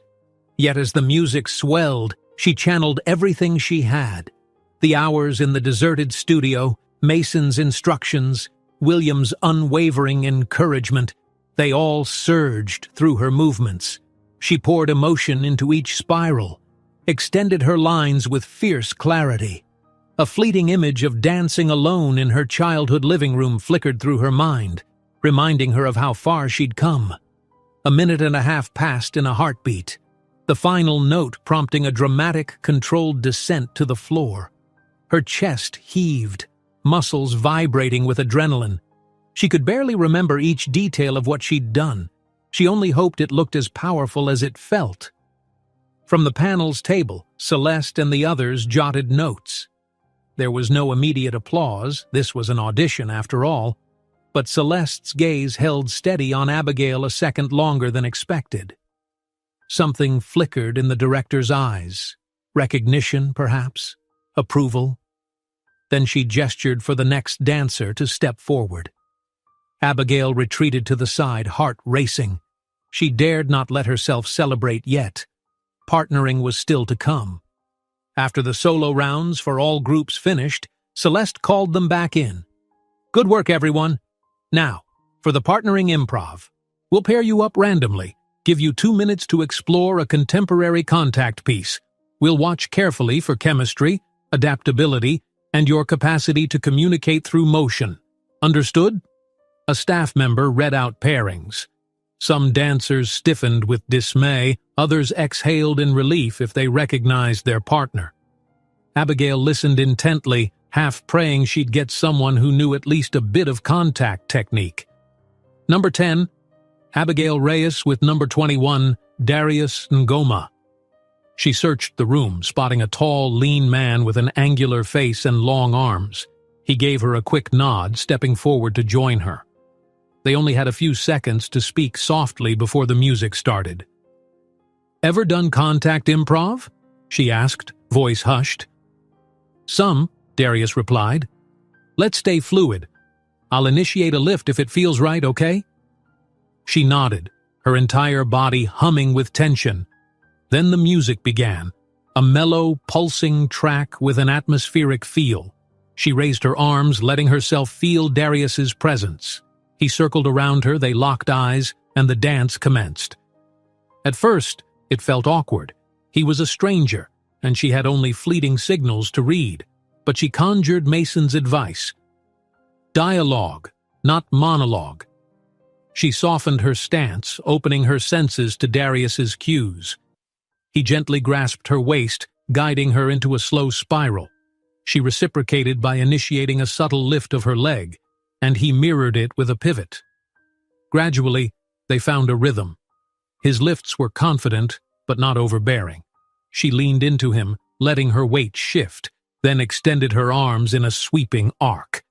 They traded momentum in a swirl of fleeting touches, a hand on a shoulder, a sliding arm across a back, a spin that ended with her pressed lightly against his chest. An electric hush fell over the room. The music continued for another measure, and in a final improvisational flourish, Darius scooped her up in a gentle lift. She let her arms drift out, breath catching. When the track ended, they paused in a mutual lunge, hearts pounding in tandem. She stepped away, meeting his eyes with a tremulous smile. "Thank you," she whispered. He nodded, equally breathless. Then they both turned to face the panel, which was scribbling notes again. Celeste's gaze was hard to read, but she didn't appear disappointed. Abigail counted that as a victory. The rest of the pairings went in a blur. Some crashed into each other, some soared with refined synergy. As the last duo finished, Celeste stood. "We'll take a short break. Then those we wish to see in the repertoire excerpt will be called back into Studio 2. The rest, thank you for your time and dedication." That meant there was another cut happening right now. Abigail's mind buzzed, anxious. She stepped into the hallway where the dancers milled, tension thick in the air. She sank against a wall, sipping water, trying to quell the swirl of doubts. Darius approached, offering a friendly pat on her shoulder. "You did great," he said. "I really felt your energy out there." She gave a grateful smile. "You too," she replied. "Whatever happens, that was awesome." A few minutes later, a staffer emerged with a printout. "These numbers, please return. 4, 7, 10. Abigail's chest clenched, waiting. 14, 21, 25, 33, and 38. Her heart soared. 10 was on the list. She caught Darius's excited grin. 21 was there too. They re-entered Studio 2, an odd mixture of relief and new nerves. "Congratulations on making it this far," Celeste declared once they'd assembled. "We're going to teach you a short excerpt from our next production's contemporary ballet piece. You'll have half an hour to learn it, then perform in small groups. Pay attention, move quickly, show me you can handle a professional setting." The choreographer beside Celeste stepped forward and launched into a crisp demonstration of the excerpt. Abigail felt both dread and exhilaration. It was complex, with tricky timing, a blend of classical footwork and sharp, modern angles. She forced her mind to record every detail, heart thumping as she tried each sequence with the group. 30 minutes had never passed so quickly. By the time Celeste clapped to signal the end of rehearsal, Abigail's brain was rattling with corrections and half-remembered steps. She used the final minute to forcibly calm herself. She'd gotten this far. She could handle one more test. "Groups of 4, Celeste ordered. Numbers 4, 7, 10, and 21 first. That meant she was up again, along with Darius and 2 other dancers. They took their positions, the music started, and they dove into the excerpt. Errors nipped at Abigail's periphery, but she clung to her training. Head up, shoulders back, refine each movement. She glimpsed Celeste's critical gaze locked on them, felt the sweat trickle down her spine, heard her own breath surge with each leap. Somehow they reached the end without a major catastrophe, and as she bowed her head in a final pose, she sensed that intangible electricity in her limbs. Maybe she'd done well. Maybe this was enough. They stepped aside, letting the next group on. The wait afterward was excruciating. Finally, Celeste and her colleagues stood to address them. "Thank you. We will contact you all with our final decisions within 48 hours. That is all for today. No immediate results, no celebratory flourish, no crestfallen rejections. Just a swirl of dancers gathering their bags, exchanging hushed well-wishes or resigned sighs." Abigail took a shaky breath, alone in her corner, letting the wave of exhaustion and relief wash over her. She'd given everything. Now she could only wait. Darius passed by, offering a supportive fist bump. She returned it, feeling a flicker of kinship. And then she left Studio 2. The halls of Roseland oddly quiet now that the day's drama was over. She stepped into the brisk outdoors, blinking against the midday sun. Her phone buzzed. A message from William. "Thinking of you. How did it go?" She typed back, still breathless from adrenaline. "It's done. No immediate results. They'll let us know in 48 hours. I'm wiped, but relieved." His reply made her smile through her exhaustion. "Proud of you. Want me to pick you up, or do you need space to breathe?" She considered it. Yes, she wanted to see him, to share her swirl of emotions. So she answered, "I could use a ride if you're free. Thanks." He responded within seconds. "On my way." She lowered the phone, heart thudding from a new, gentler excitement. In the wake of the audition's intensity, the thought of William's reassuring presence felt like a gift. Within her, hope warred with exhaustion, but a sense of profound satisfaction took hold. She'd done it, leaped into the unknown with all she had. Now the next chapter lay in Rosalind's hands. Abigail stepped out of Roseland Academy's tall glass doors, letting out a breath she didn't realize she was holding.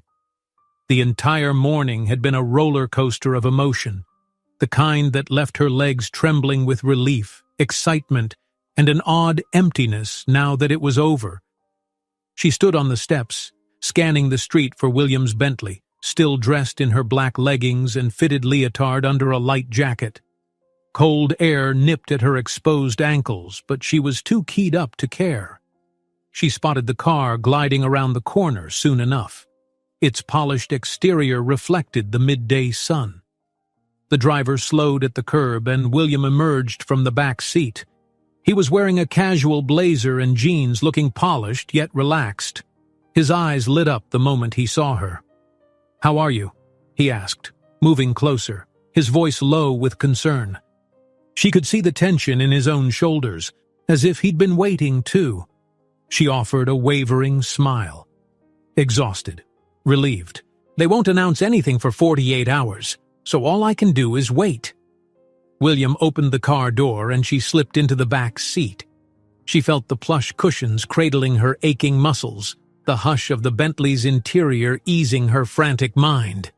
He followed her inside and they pulled away from Rosalind's curb. "Let's find somewhere you can decompress," he said, tapping his phone to send a note to the driver.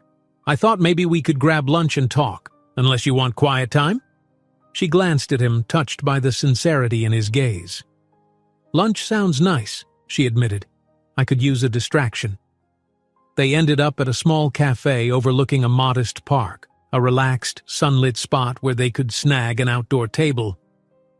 The day had blossomed into mild warmth, and it soothed Abigail's frazzled nerves to be surrounded by tree-dotted greenery. She ordered a comforting bowl of tomato soup and a grilled cheese sandwich. William went for a light pasta dish. While they waited, William reached across the table to rest his hand lightly on hers. "Tell me about it," he said. "What happened in there?"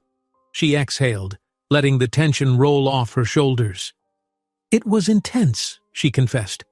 "I did my solo, then an improvised partnering session, and finally learned a short excerpt from their next production. They tested us on everything: technique, emotional expression, ability to work with a partner on the fly." A tremor of tired laughter escaped her. "They said we'd know in 2 days, which feels like an eternity." William's thumb brushed lightly over her knuckles. "It sounds like you rose to the challenge. I'm proud of you."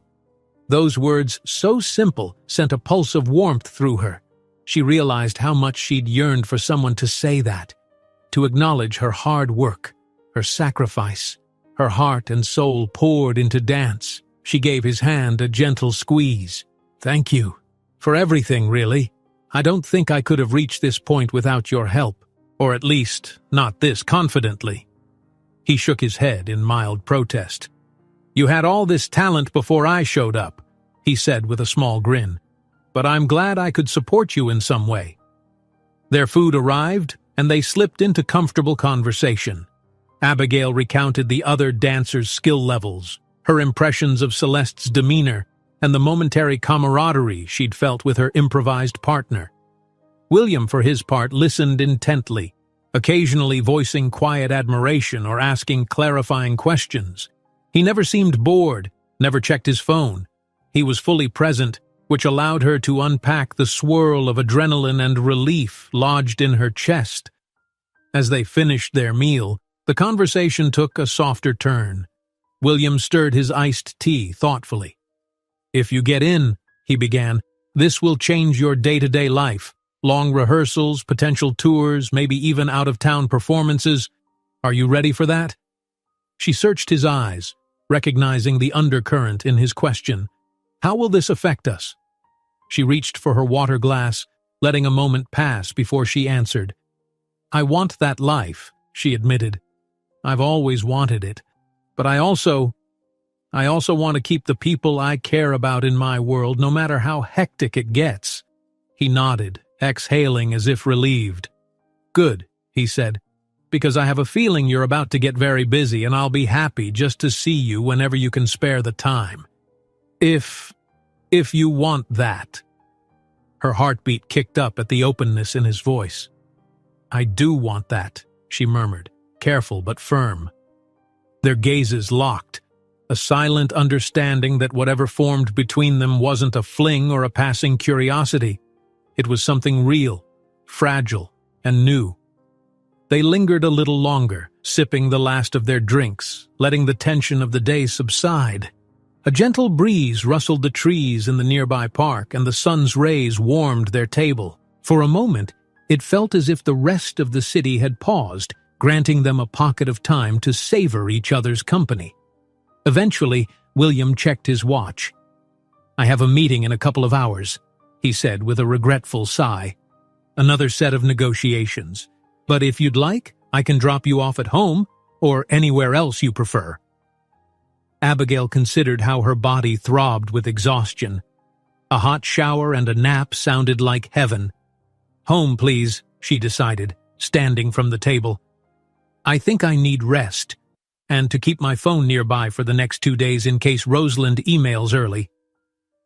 He settled the bill, waved goodbye to the cafe staff, and walked with her back to the Bentley.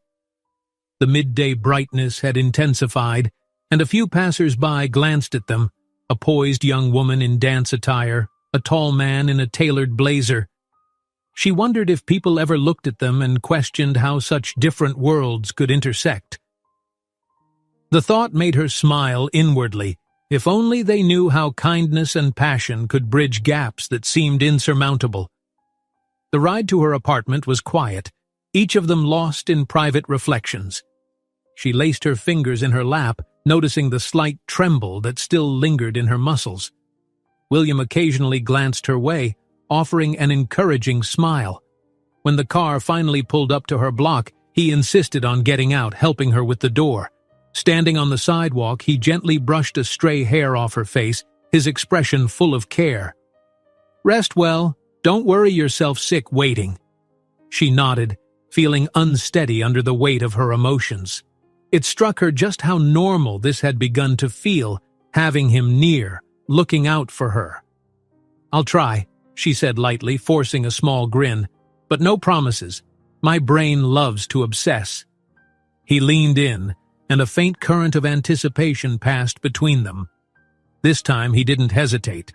He pressed a soft, warm kiss to her forehead, a gesture that felt oddly intimate, more tender than anything else. Her breath caught, eyes fluttering closed for a fleeting second.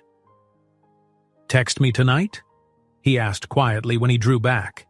She nodded again, heart quivering. "Okay."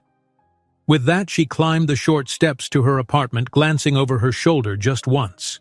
He offered a gentle wave, then slipped back into the Bentley.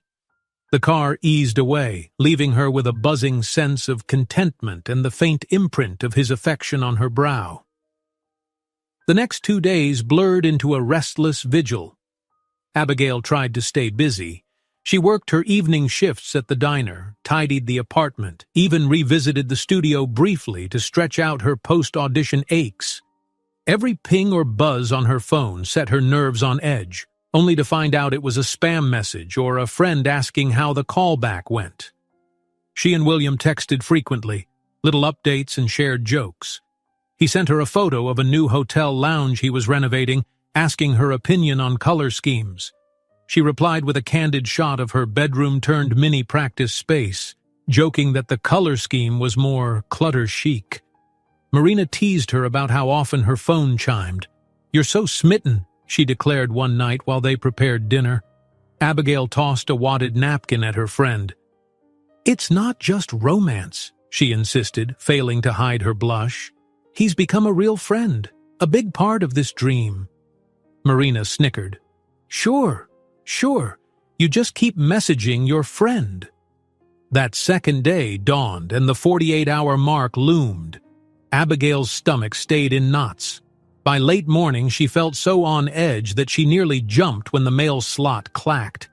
She found only bills and a flyer. By afternoon, she was pacing. Finally, around 3 p.m., she decided to burn off the anxiety by heading to the studio, rummaging for any leftover tasks or extra practice she could do. On the walk, her phone buzzed. She froze in place, nearly fumbling it in her haste. The screen showed an email notification from Roseland Academy. Her heart slammed into her ribs. With trembling fingers, she opened the email. "Dear Miss Reyes, thank you for attending our recent callback auditions. We appreciate the effort and talent each dancer brought to the process. After careful consideration, we are delighted to offer you a contract with the Roseland Academy's upcoming season. Enclosed are details of rehearsal schedules, stipend information, and performance dates. We look forward to your contribution to our production. Warm regards, Celeste Harrow, Artistic Director, Roseland Academy."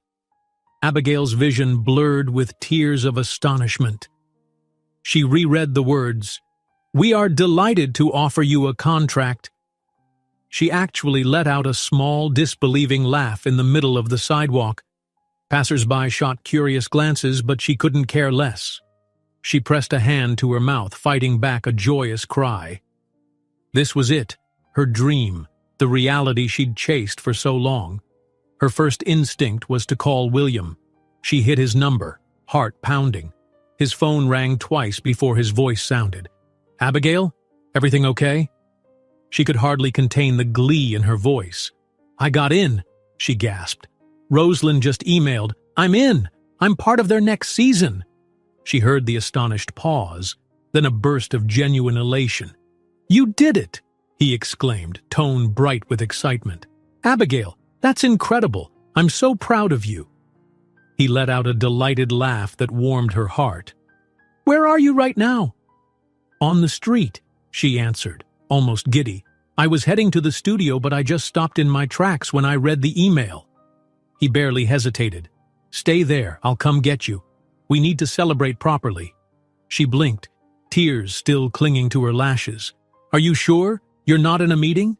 He scoffed, voice gentle yet firm. "They can wait. This is too important. Text me your location. I'll be there as soon as I can." Smiling, she ended the call, her body trembling with the adrenaline of success. She typed out her location, then found a bench nearby to sit on. She needed a moment to steady her breathing, to process the news. She was an official member of Roseland's new season.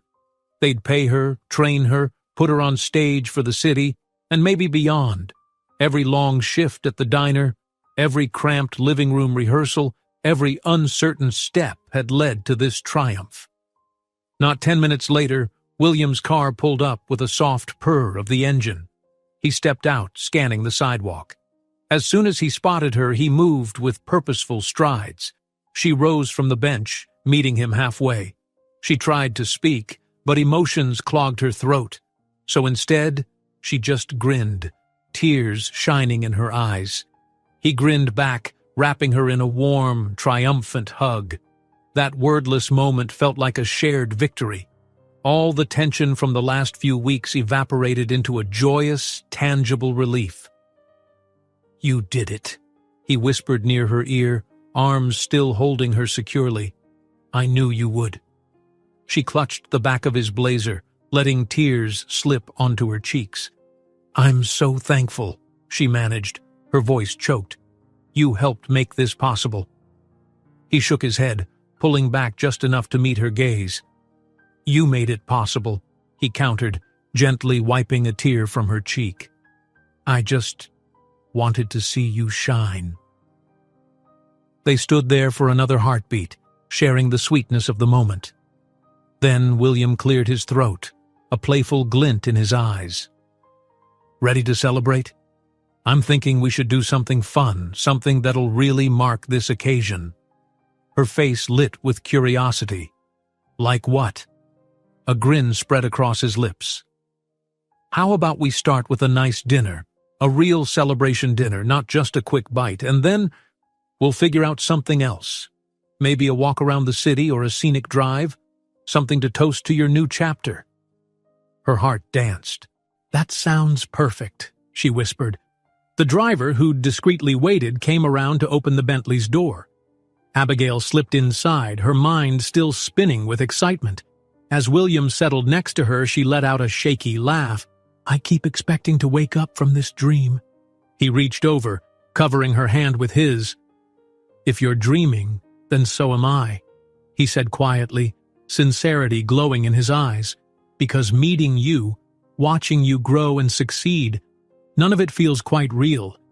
And yet, here we are." A wave of emotion welled in her chest. She gently turned her palm under his, lacing their fingers together. "It's real," she affirmed softly. "And I'm so glad." They shared a look that conveyed everything words couldn't: gratitude, admiration, the beginnings of a deeper bond. The car began to move, city lights rolling by, the bustling world around them a mere backdrop to the joy igniting their hearts. As they cruised onward, Abigail took a final glimpse at her phone, rereading the email's opening line, "We are delighted to offer you a contract," and felt a rush of fresh tears threaten again. Tomorrow she would contact Rosalind, sign the paperwork, learn the details of her schedule. Tonight she would celebrate a dream finally in her grasp, buoyed by the warmth of William's unwavering support. For the first time in her life, she believed wholeheartedly in the future, both on stage and off, and she silently vowed never to forget the girl who once danced alone, forging this path to the shining moment she now held in trembling, victorious hands. A crisp wind swept across the city streets that afternoon, rustling the last of the autumn leaves. Abigail stood backstage at Rosalind's grand auditorium, muscles alert with a familiar tension. Lights glowed softly behind the velvet curtains, and beyond them, a murmuring crowd settled in their seats. In the weeks since she'd signed her contract, life had shifted into overdrive.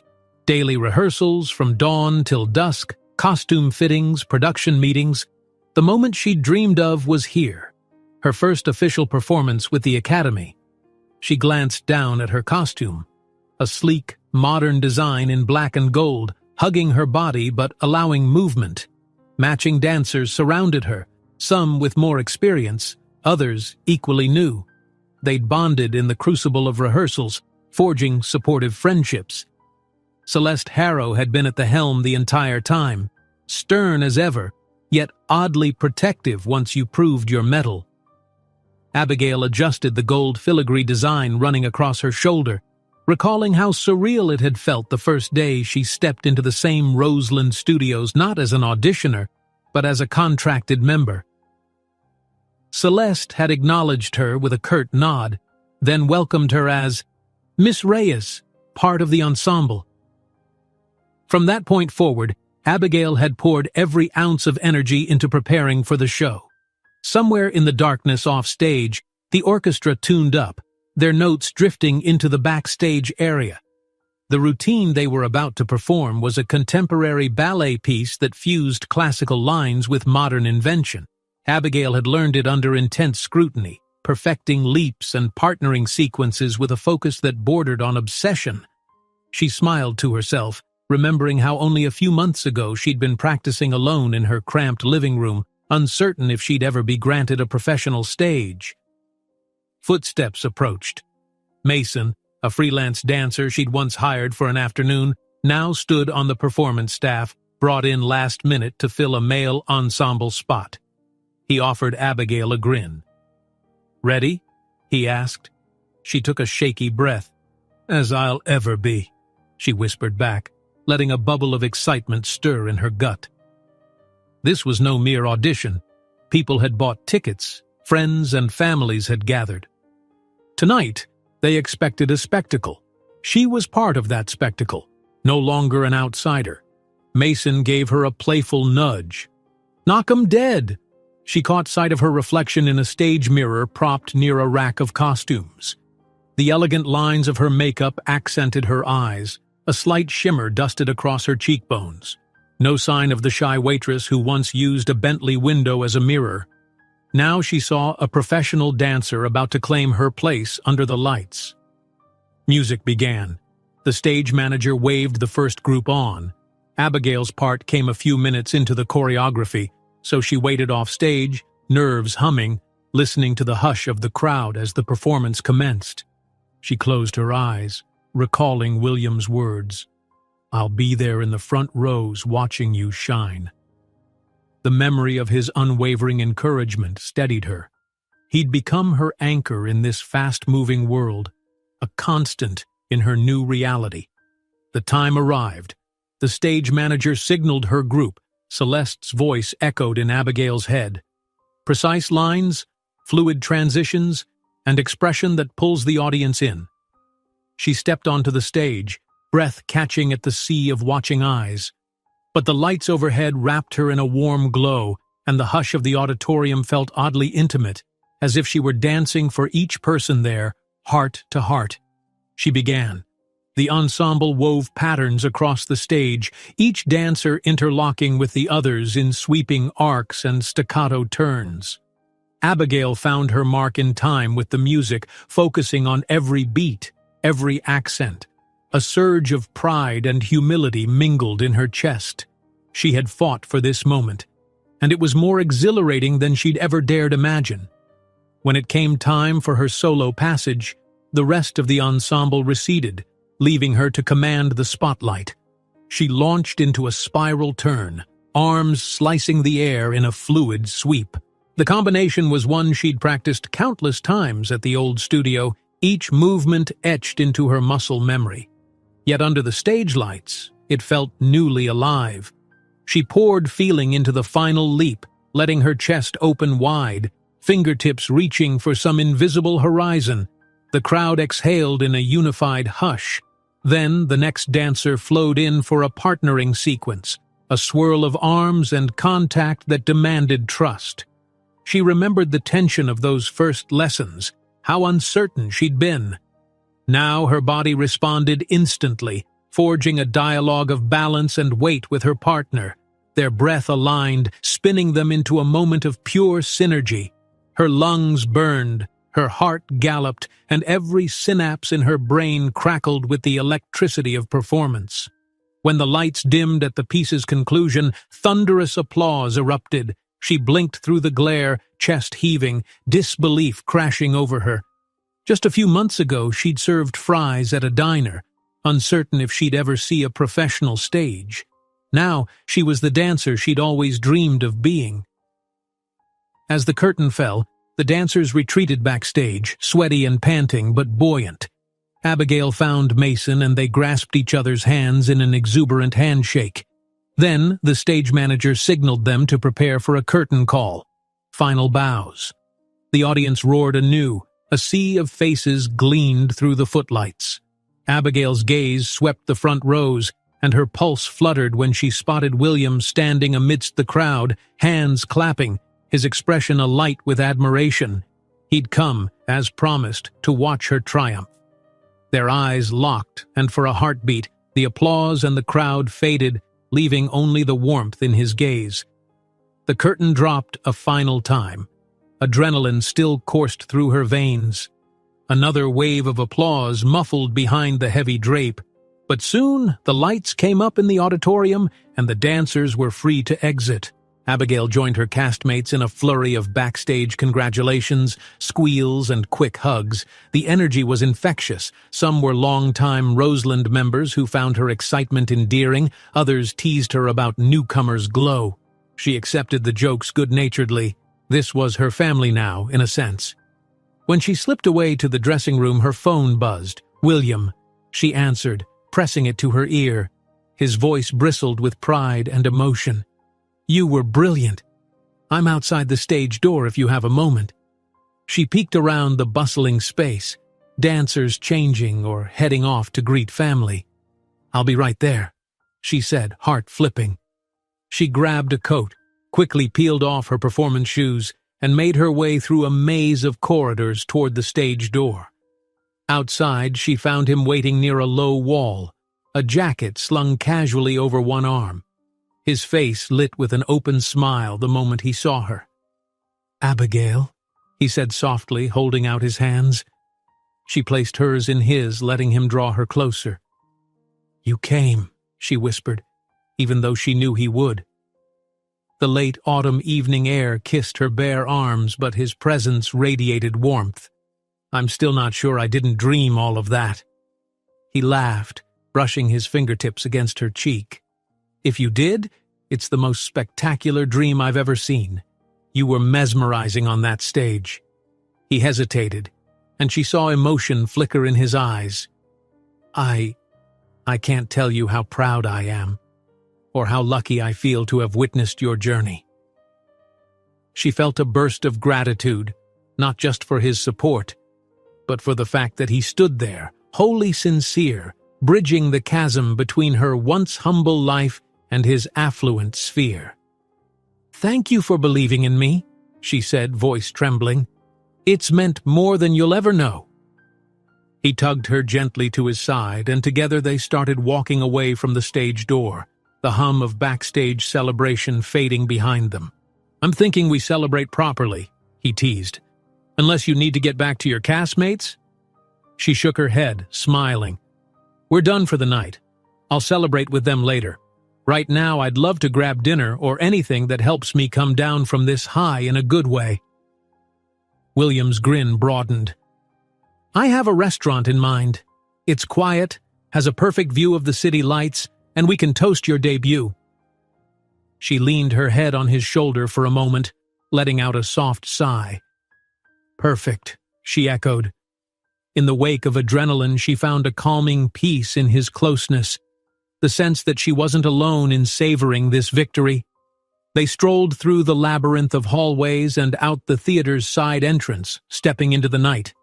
The city glowed with electric vibrancy, neon signs, street lamps, the distant hum of cars. As they made their way to his waiting car, she found herself reflecting on how far she'd come. The journey from that first audition morning, when she'd used the window of a stranger's Bentley to fix her hair, felt like a lifetime ago. Inside the car, William lifted a small box from the seat. "Before we go," he said quietly, "I wanted to give you something." He opened it, revealing a delicate silver pendant shaped like a dancer mid-leap, graceful lines and exquisite detail. Abigail's breath caught. "William, you didn't have to—" He pressed a fingertip to her lips. "Let me," he whispered.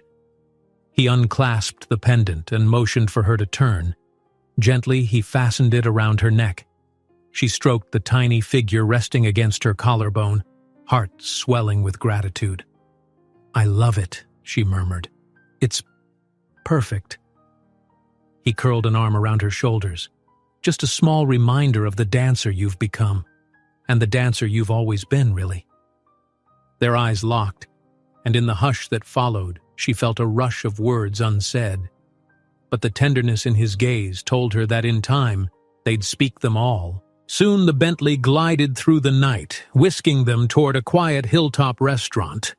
City lights sparkled below, a tapestry of possibility that mirrored the hope thrumming in Abigail's chest. She pressed her forehead to the cool window glass, watching the colors blur by. Her life was changed forever, both by her own grit and the presence of someone who believed in her dream as fiercely as she did. At the restaurant, they found a corner table overlooking the glowing skyline. Over warm, candlelit ambiance, they sipped sparkling water, laughed about backstage mishaps, and shared glimpses of what might come next.